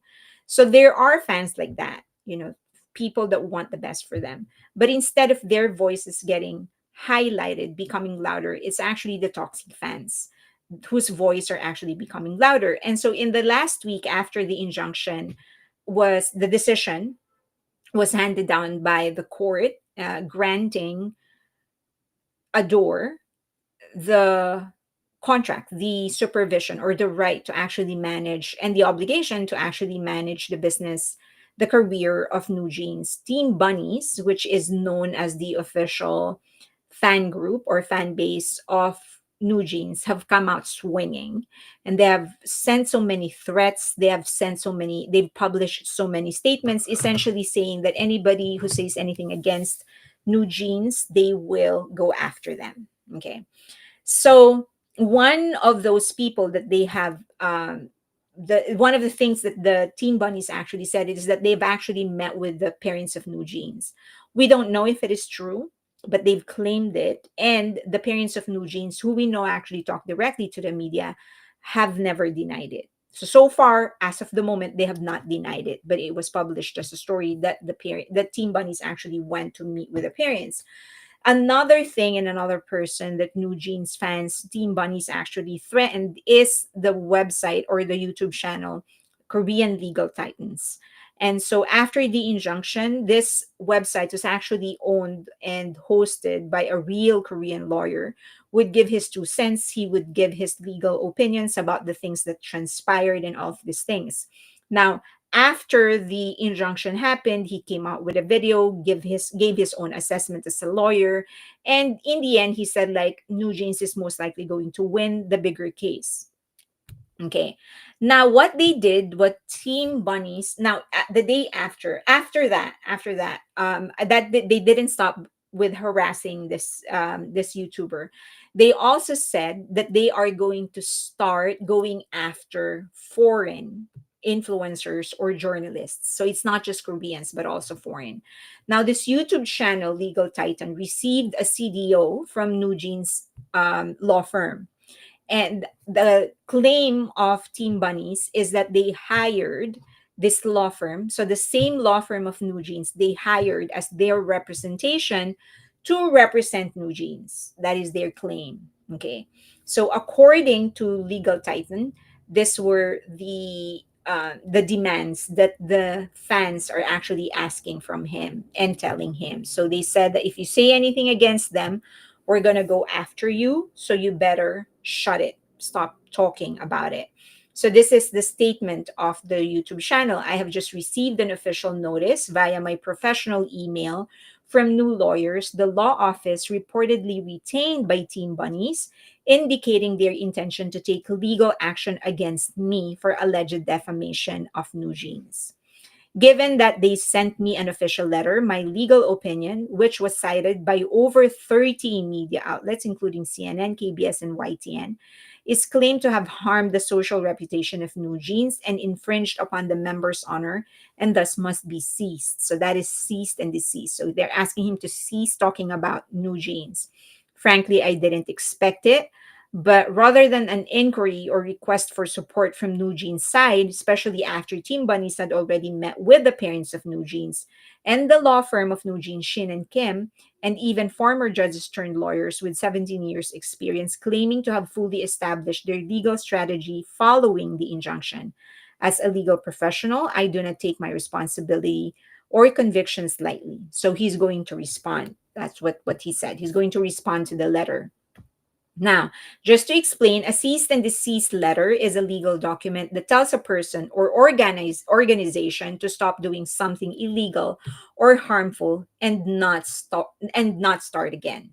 So they're saying shut it and don't do it again. In simple terms, it simply means stop this behavior immediately or legal or face legal action. There are two types of cease and desist orders or cease and desist letters. Okay, two types. One is the unofficial, usually sent by a lawyer, and this is not coming from the court. So, in other words, you do not have to do it, but it's still very serious. Okay, sort of a warning shot. So, for example, a company sends one to stop someone from using their logo or music. So, as you know, a lot of politicians usually get these letters when they use the music of artists who do not endorse them.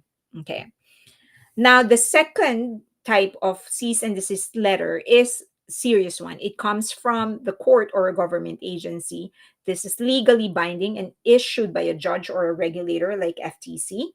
And if you ignore it, if they send you a cease and desist letter and you ignore it, you're going to be fined or sued or sanctioned. Okay. Um,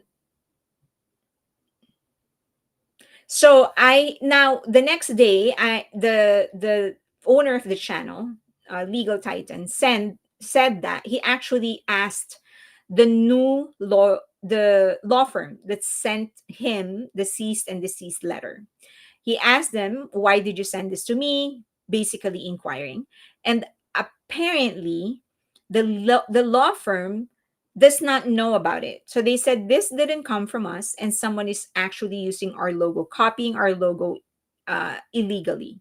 So they denied actually being the representation or the representative, the legal representative of Team Bunnies. And so he was saying that, they should not have done this. However, in the end, he said that he's not going to pursue legal action against the fandom. So he said he's not going to do anything, but he's just hoping that the Team Bunnies is actually going to stop doing something like this, because it's actually they can get sued. If he actually sues, he has some legs to stand on. Now, Team Bunny stated that they weren't the ones that sent the threatening email. They said this is not us. We didn't do this. However, one YouTuber, sorry, not two YouTuber, but one account from X found out that the law firm, not law firm, but Team Bunnies is actually using Proton Mail, and NJZ or Nugents is also using Proton Mail. Now that could be circumstantial, doesn't have to be anything. Now let's go to the BBC article. I'm going to share it. Unfortunately, I stopped sharing it, so I will share it now. Which is another surprising thing, and I'm going to tell you why. But okay, let's go to, they revised the article. So there is a published article now, but they revised it heavily. And I mean heavily. They revised it heavily. So let me show you the original article. I think they got called out because there were a lot of inaccuracies in what they were talking about. So they had to change it. Okay. So this is the original BBC article. Um, and you will see that this is an epitome of biased journalism because this is how it started in the beginning. So they were saying that, okay, let me just, I can't read. So some people think that just because we're rich and we're famous, that they will be able to do anything that they want to do, but they actually held the things that they want to say for such a long time. That's essentially what they were saying. And that this is the first time that they were talking about. So this is one of the inaccuracies and the irresponsibilities that I was talking about. When they said this, the journalist actually failed to mention that New Jeans has actually been delivering their own statement ever since all these things began. They have not stopped talking. So for them to say that they have not had the chance to actually say their piece is inaccurate. They've been saying their piece. In fact, they've been getting away with a lot of the things that they're saying that ADOR can actually hold them accountable to. So if you are a responsible journalist, you will mention something like this, right? It's your responsibility to print the statements that they want printed for as long as it is not harmful. But it is also your responsibility to dig deeper into the issue. So when they say this, that they never had a chance to actually say their own piece, the journalist should have also mentioned that they have been delivering their own message through their own YouTube channel. They've been giving press conferences, statements, they've been publishing stuff on their own social media. As you know, Henny actually famously printed a statement on their Instagram after the injunction. The injunction during that time, ADOR exposed or presented as an evidence the full text message she has against with Min Hee-jin, mentioning that she wasn't sure whether or not she heard the manager saying ignore her. And then she just said like, oh, you didn't, you use, I remember that statement, you put it out of context and whatever. So they have been able to say the things that they want to say. Okay, but that only goes to show and prove just how responsible and inefficient this journalist is. Okay, and of course, Henny appeared in the National Assembly to actually say her piece. Okay, as we know, a lot of the things that she said, according to the court, is not admissible as harassment. So none of the things that they've said may actually be accepted as harassment. So I just want to highlight how they actually changed the statement. So this is how it started. This is the first version. I think the fact this is how it opened. I think the fact that the current social situation is not going in our favor shows that we are not in a position to freely say what we want to say. That's how much courage it took us to speak out. Minji, Hani, Daniel, Herin, and Yein opened up about their dispute with their agencies. On the 22nd, BBC met with the members. If you go to the current version, it is now very different. The opening is so different. It took a huge amount of courage to speak out. New Jeans have told the BBC in their first interview since a court blocked their attempt to leave. They changed it.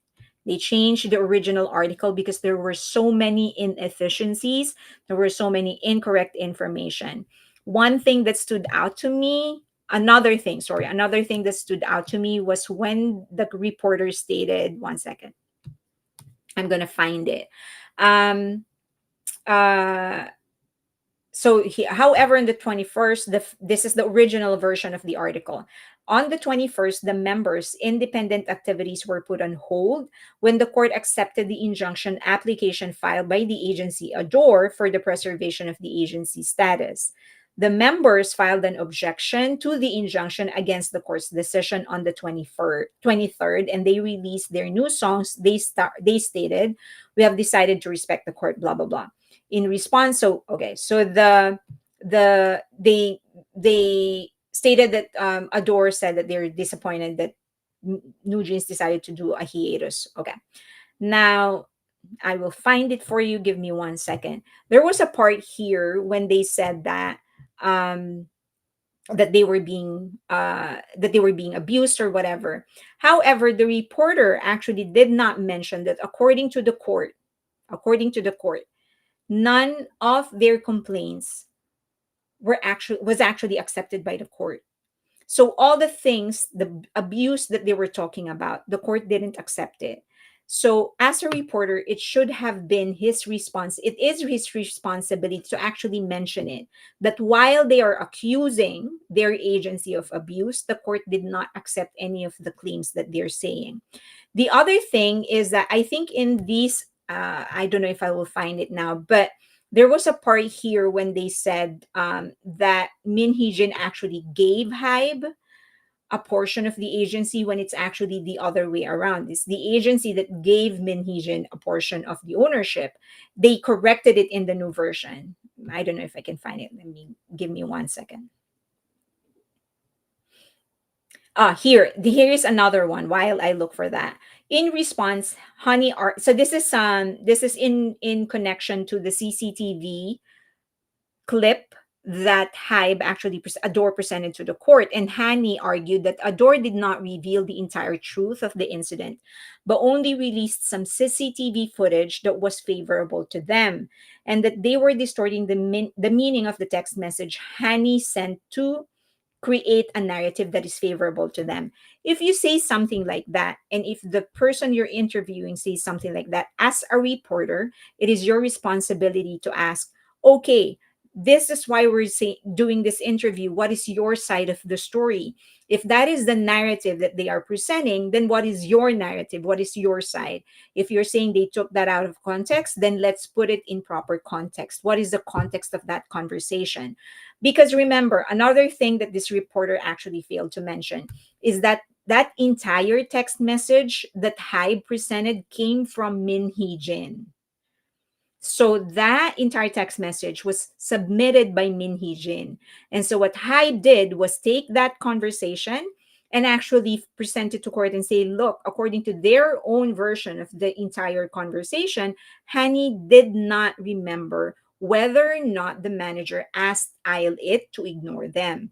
But instead of saying that, he just skimmed through it, never even mentioned it, never mentioned that this entire conversation Hani is accusing Adore of manipulating actually came from her side.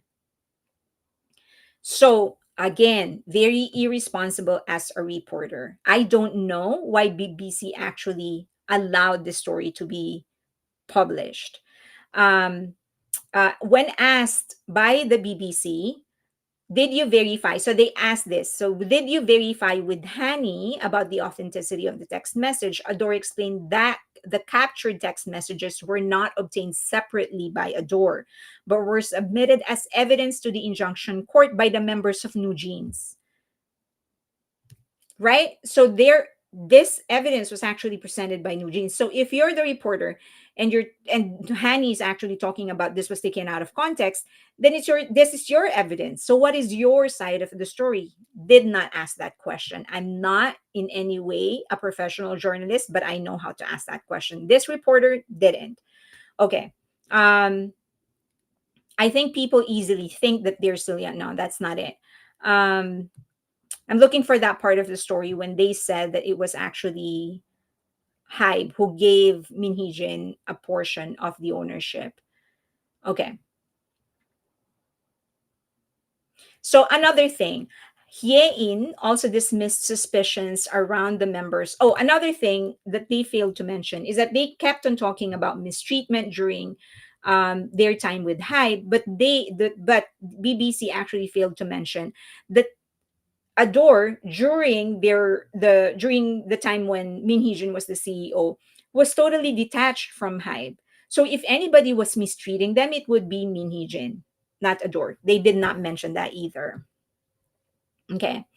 So they're saying, so this is the, let's just get through it. In at first they keep on everything. Okay, so that this entire story is now very, very different from what they've actually published on their website. So I think what happened is that BBC went through the inaccuracies and decided to correct it because they realized, okay, there's a lot of inaccuracies in the report.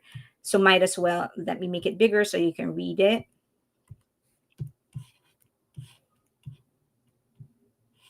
Okay.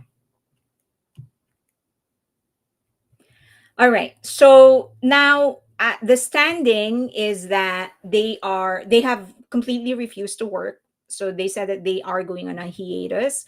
They rejected the injunction, so they are filing for an appeal. And in an appeal, it is actually the same court that will review the case. So they will either have to come up with a new set of evidence, or according to them, if things were taken out of context, it is their responsibility to put it in proper context and prove it to court. And that's the only way the decision is going to be reversed.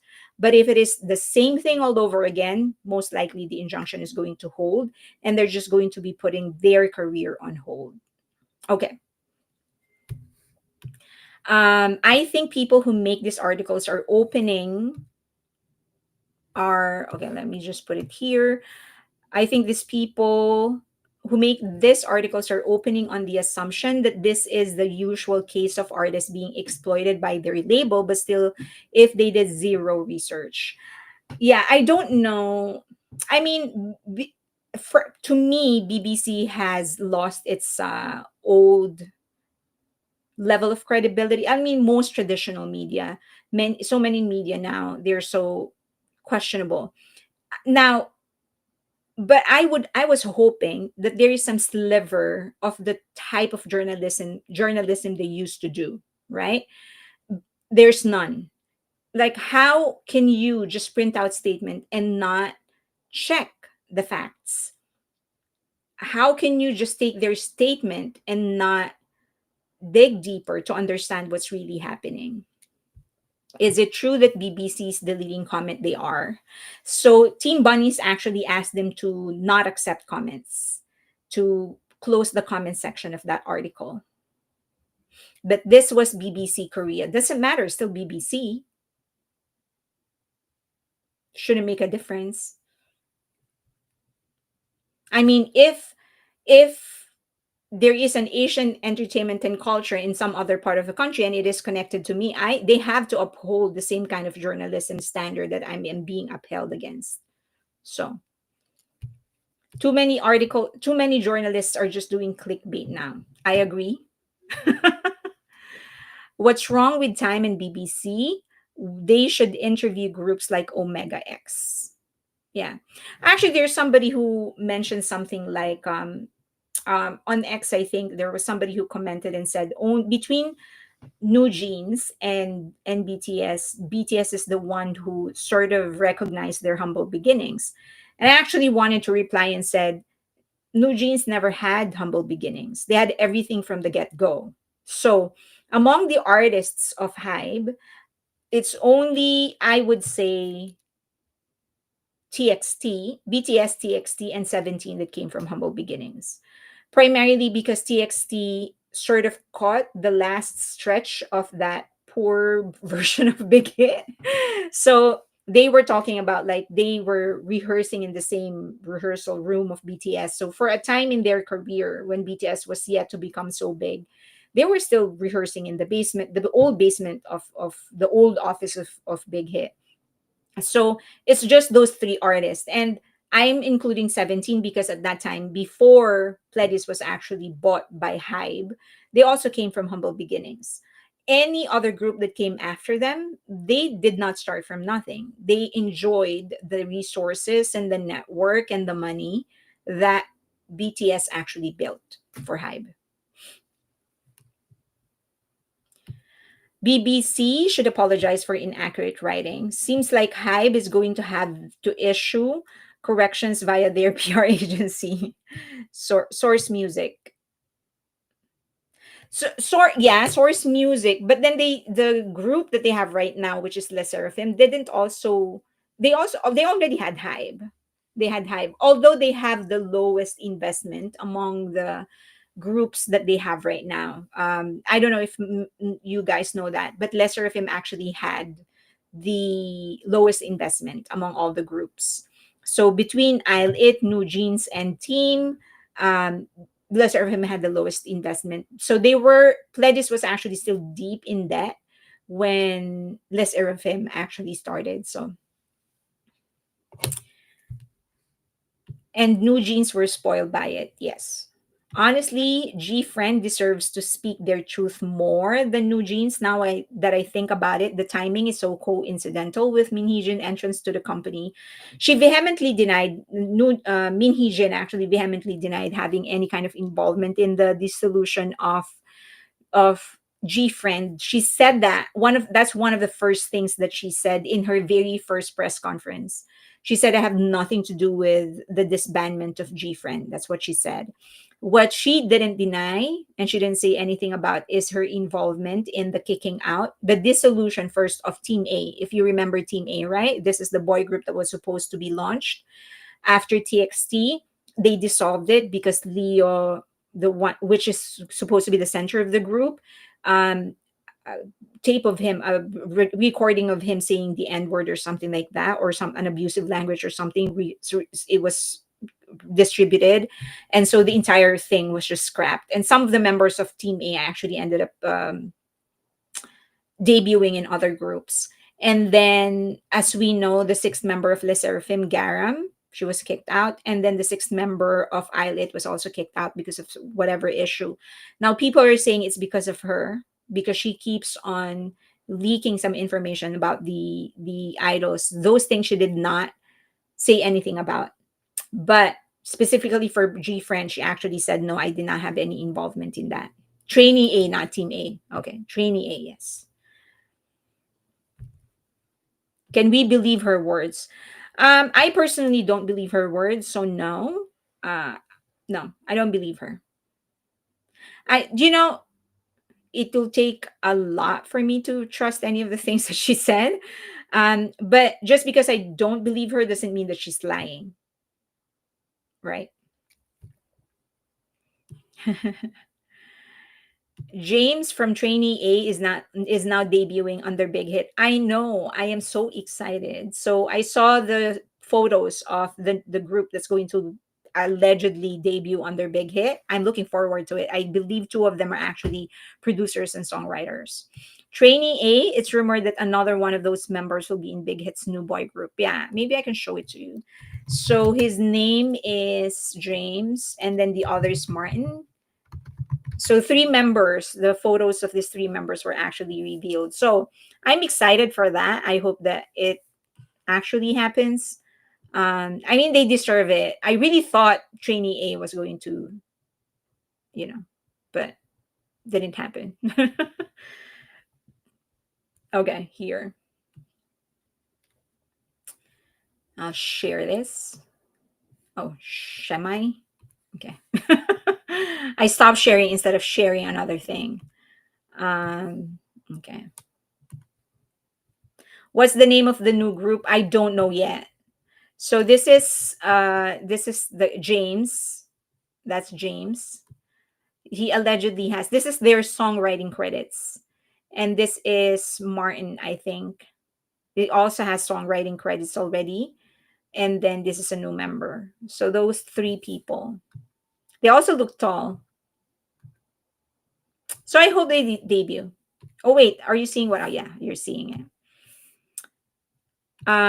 Where have I been? I didn't know. I thought they are in the audition process. So they are accepting, no, you're not like totally off. They are accepting new people. They are auditioning, and then ADOR is also accepting people to audition. But this, they said, is going to debut May. No announcement yet, but they said it's going to debut May. I don't know. Okay, me too, there's no information on that. Poor Isle It with their 1 year anniversary being overshadowed. Yeah, but I think, one of the things that I don't think I can cover it now today, but one of the things that I really felt, and this is a testament of the character of Le Seraphim and Isle It, because they are two of the ones that really got the hit, the hardest. They were hit the hardest during this entire time. Um, Oh, that's another thing that the BBC reporter actually failed to mention when Hani said we don't want to keep on talking about this and mention the other group because we don't want to affect them. He should have mentioned that in the last interview they actually named drop SSERAFIM. He should have mentioned that. He didn't. Okay, so one of the things going back to I'll It and SSERAFIM, I think one of the good things that came out of it, and it is a full credit to the character of Alit and the Seraphim's members, is how they actually came out stronger and better out of it. And I think after what they've gone through, the hate train, all of the insults, the lies, I think they're so strong that basically they're unshakable. And unless something like really drastic happens, I think they'll be fine. And again, that is a testament, and credit goes to the members on how they actually dealt with the entire issue. Trainee A will be amazing. Big hit drop the ball. Leo went solo with 131 line. I know, right? But what can we do? What can we do? Didn't they name drop Eyelet and Lesserafim in the friggin' lawsuit? Not just in the lawsuit, but in the things that they've said, the interviews that they gave and all of those stuff. Yeah. Yeah. Okay, I'll touch a little bit on the Jung line. But before I actually proceed, let me just do the disclaimer. But that with what I'm about to say, I'm not saying that the success of Jimin, V, and Jungkook goes to the rep line. That is not what I'm saying at all. The success of this four and how far they have gone belongs to the member alone. So Jungkook's success is his and his alone. V's success and his alone. Jimin's success is his and his alone. And Jin's success is his and his alone. So I'm not crediting the rap line with the success of these members at all. I'm not saying that. All I'm trying to establish is that RM Suga and J-Hope were the members that were retained after the great big hit pivot. So for those of you who don't know or who failed to actually read the study, the Harvard business study about Big Hit and Hype, in that Harvard business study, Bang Shiuk actually mentioned that before, when he discovered RM and then he got Suga and then J-Hope, he was planning on putting out a hip hop group, something like a vocal group but hip hop. So it's not a typical boy band that would be dancing and stuff like that. They will just be rapping. That's why the foundation is actually three rappers. Now, they were going to go bankrupt. And so he called in a meeting, dropped everything, stopped everything, and he asked all the staff members to do their own research and create their own proposal on what kind of group they should be launching. Okay, so as of the moment, these three members still thought they were going to debut as a hip hop trio. Okay. After the pivot, one of the things that they realized is that the industry, Korean music industry, wasn't ready for a hip hop group like that. And so they pivoted and created a traditional boy band, like what BTS is right now. So the three rappers who were so used to doing rapper things were worried about what's going to happen with them. They thought that, oh my god, we're going to be a traditional boy group. So this was when Bang Shiuk actually said that RM Suga and J-Hope asked for a commitment from him that they will always be in command of their own songs and their own creatives. Um, so if it wasn't for the three members, so at this point, the four members, Jin, V, Jimin, and Jungkook, they weren't members yet of BTS. It's just the three. So if the three didn't ask, there's a huge possibility they will just be like another other boy band where they will be given creatives. They might be given a chance to write, they might be given a chance to produce, but essentially the head of the creative direction will be the agency. But it was the three members who specifically asked their producer, we want to make sure that whatever we produce will come from us and we will head it, we will develop it. Okay. All right. So, in essence, if it wasn't for this demand of the three, BTS wouldn't have this kind of environment that they have right now, where everything is autonomous, where they have complete control over their creatives, their songs, everything else. Okay. Now, just going back to my disclaimer, just because they were given the resources doesn't mean that they will automatically be successful. It's still up to the four vocal line members to actually push for their own growth and create their own materials. So just because I'm saying that it was the three members who created this kind of environment, I'm not saying that the success of the four other members, specifically the vocal line members, should be credited to the rap line members. Okay. So that gave, because of that demand, that gave BTS the freedom to create an artistic environment influenced by their own choices. And that is very, very important because we now know that in each of the members' own solo projects, the member was actually the head of their own project. So they make the call. They say yes, they say no. They give the general direction and how they want things done. And even if they will give up certain controls and on certain aspect of their promotion, at the end of the day, it will still be their own call. So the vocal line artistically matured in an environment where they were commanding their own creatives. So you can look at it this way.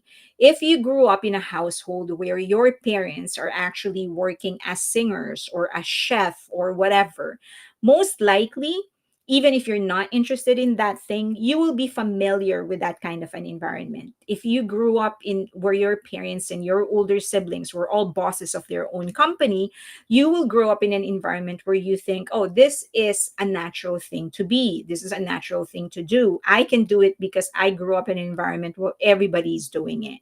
So, because of that simple demand, not very simple, but that big demand that the rap line asked from Bang Shiuk, they were able to get the freedom. They grew up in an environment, artistically matured in an environment where they know they are capable and they have the power to command their own group or their own creatives.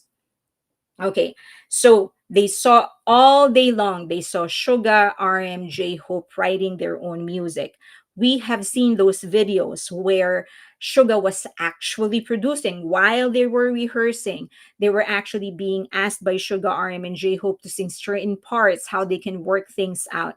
So from the beginning, the boys, vocal line, who weren't really participating much in the beginning, only in the beginning, they were being asked to actually do things, to actually develop the songs with the other members.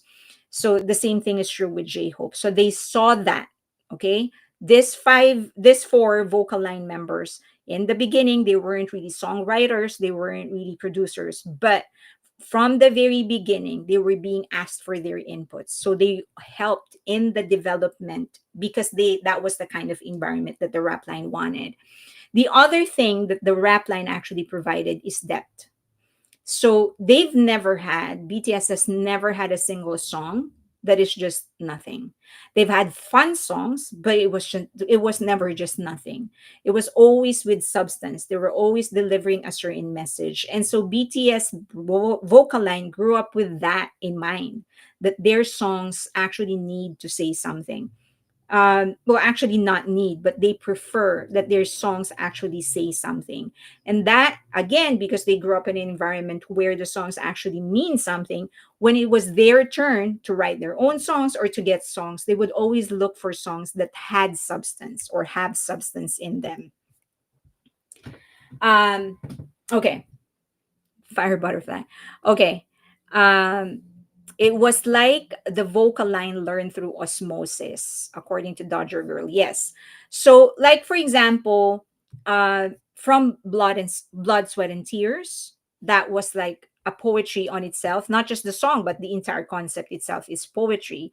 Of course, they had this, which is the most beautiful moment in life, that came from the brilliant mind of Suga, right? So he built this entire universe. Then Blood, Sweat, and Tears, and even to the very end, because this was supposed to be the last song before they actually go on a hiatus with Black Swan. It was still substantial. It was still a song that actually meant something. And so BTS members, the vocal line, got used to having something like that. And so I think one of the biggest legacies of the rap line is fostering that environment and allowing the vocal line, who in the beginning, as I've said, weren't really big contributors. They weren't really songwriters in the beginning because they raised the vocal line in an environment where they knew they can and that they can try. It was easier for the vocal line to actually do it on their own when it was their turn to do solo projects. Now, without the rap line, would the vocal line actually eventually do something like this? Most likely, right? I think they would have done something like this. It's just that it became more substantial because that's where they grew up in. If you compare BTS to any other group out there, there are very, very few who's actually doing the level of substance that they are doing in their putting in their music that early. From the beginning, BTS were never writing songs that was just out of nothing. And so same thing with the vocal line. When it was their turn to actually write the music from the very beginning, they were conscious about substance and not just the meaning of the lyrics, but also substance in beat, in melody, and even in the presentation of the whole package, meaning the albums, music videos, the promotions. So I hope we give enough credit to the rap line because, as we know, many of the things that they did were actually adopted by the training and development department of BTS, not of BTS but of HYBE.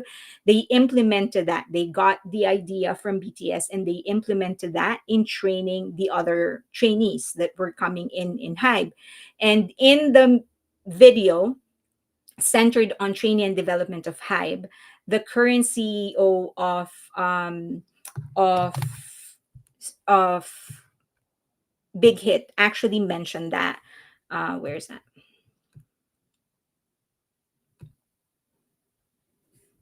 Is it here? I actually showed it during the Jimin's.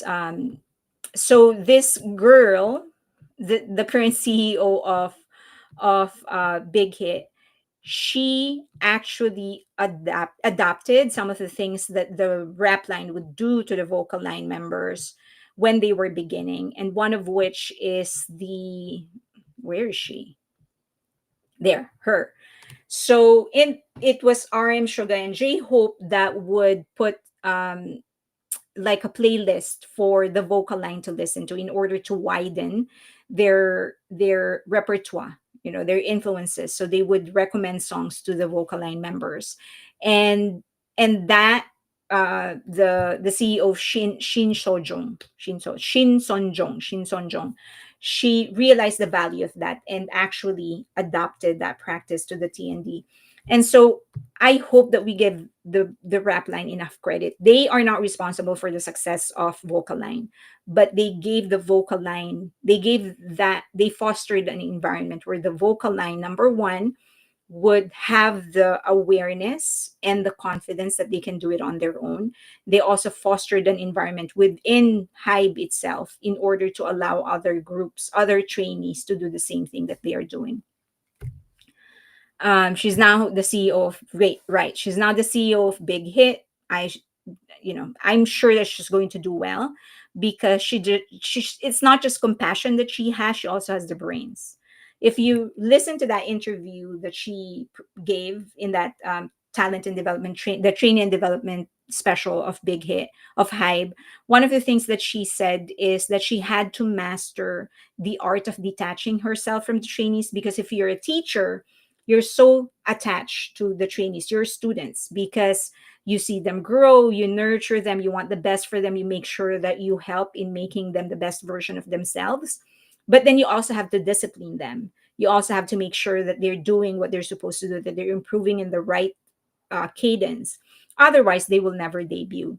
And then once they are ripe enough, you let them go and you have nothing to do with their success, right? Because you were just training them. Once they debut, all the credit actually goes to the agency. And so her part is done. So for her, if she gets too attached, then she will not be able to let go. She would just want to follow them. And then other trainees will suffer. And so she said, I had to learn that. Not just her, but the other members of training and development division. They said we have to master that skill of being compassionate, being considerate, wanting the best for their trainees, but also having the ability to let them go when it's time. So I think she's a perfect fit for an agency like Big Hit, because that's what we want. We want somebody compassionate. We want somebody that want the best for the members, but also would learn how to let go when she knows that she's not going to help in a certain aspect. BTS has also changed the military hiatus landscape for expectations of what a group should do. This is actually my next topic in my next live stream. But yes, I think with what BTS did, they demonstrated certain things. One of which is the real compassion and care and love for their fans. Because while they prioritized and they made sure that each member actually had an opportunity to explore their own artistry, they made it a conscious decision to do it in such a way that it minimizes the time that they are not together, because they want to be able to go back to armies. So that's one thing. Like, no one has had the intelligence and the compassion to actually do it. But I think I also want to give credit to their intelligence. It's not just compassion, it's not just care, but also because they're smart enough to know that they need I don't think it's going to be their last work together, this comeback. Definitely not. And they've repeatedly say they're not never going to disband. So I think they'll be doing a lot of projects together. It's just not going to be as regular, because they're going to do things on their own. But I think one of the things that they know for sure is that they still need this long thing in order to give them the right momentum for their solo projects. So I think they are very, very conscious of that. They need to do more in order to ensure better success when they do their solo projects. I think SVT is following in BTS's footsteps a little bit, at least when it comes to enlistment. Oh, good. V has stated very recently that he has lost 20 pounds already. I know, but I kind of like him bulked up, don't you? I don't know. So a lot of people are like, "Oh my god, he's so hot." But when I saw him, I was like, "He's cute when he's bulked up." So like, I want him to stay like. And I know that his grandmother actually liked it when he's a little like chubby. He's not chubby though. He's bulked. Like he's so. Yep, I like him that way. But whatever makes him happy. If it makes him happy to lose weight, then I will of course support him. um Okay, the fact that they could spend all that time with their families and friends before enlisting, but decided to curate content for 2 years in their absence for their fans is commendable and very, very smart. Commendable and very, very smart. As I've said, I think that only goes to show how much they really love armies, because they could have just done it. They could have just enlisted one by one, the usual way that other groups would do it, like wait until the last minute they have to enlist and then enlist. That will give them a chance to do more solo activities. They didn't do that. They didn't do that. Like to a point where they don't care that they are going to release something without promotions, right? Because they are in the military. They're like, they wanted to make sure that there is enough content for armies. And they voiced it out in that last live where it was RM and the three MACNA line members. They actually voiced it out. It's like, we prepared a lot of things, and then by the time that we run out of the things that we prepared, Jin is going to be out, which happened. So we know that BTS could have done their military hiatus and still had a successful comeback without doing all that they did. They did it, number one, for us, and number two, to keep growing individually. Yep, I agree. Okay. Now we are 2 hours and 12 minutes. Finally, news about Suga. I'm begging on my knees, please don't lose weight, V. I know, right? I hope he doesn't feel it. As I've said, whatever he wants, I will fully support him. And no, regardless, he's still really great looking. He's still talented. It's just that I kind of like him bulked up. But as I've said, whatever he wants. We need an Aurora tour for their comeback tour. I would like to see JK. Oh my god, the way that Jimin described him. He's huge. Oh my god. The fact that Jin came back and immediately did Festa rather than going home. I know, right? And I think he hasn't had like a long vacation yet. I hope he gets a chance to do so before the other five get discharged. Soap donated for Korean wildfire relief. I'm pretty sure they all have already. Maybe it hasn't reached the news yet, but all of them already have. We have June 11, June 12, and then Festa. That's insane. Their foresight has been incredible for armies. Now that BTS showed how to do the enlistment, it seems obvious that, and you wonder why no one thought to do it before. You needed that intent, but also the dedication and talent to do what they have done. Yep, I agree. Shout out to Jin for all that the hard work he has put in for armies. He has been killing it. Yep. Okay, so it's 2 hours and 14 minutes. Do you have questions before I go? I don't want to hold you back any longer. It's already like 9:17. So I apologize for being there. I was trying to connect. So maybe next time I just have to restart earlier so that it doesn't get like I restarted and the internet was gone. So I have to like restart my system, come back and yeah. I hope they will not shed those muscles. Look good. Jimin cheeks came back and his upper bud tone is making a comeback. Law. I'm sure JK bulky too. That's what Jimin said that he's huge. Jane's Netflix show is coming April 9. Yes, so he has a Netflix show. Please watch. I am someone was actually calling me out on YouTube. They said that like, oh, Jane's content is the only one that I'm not caught up on. No, I'm not even caught up on AYS. On Are You Sure? I just finished episode 2. I'm hoping to finish everything by next week because I have so much to say about Are You Sure? And I'm only on episode 2. I'm only on episode 2. I have so much to say. I want to discuss with this with you guys. Have you finished it?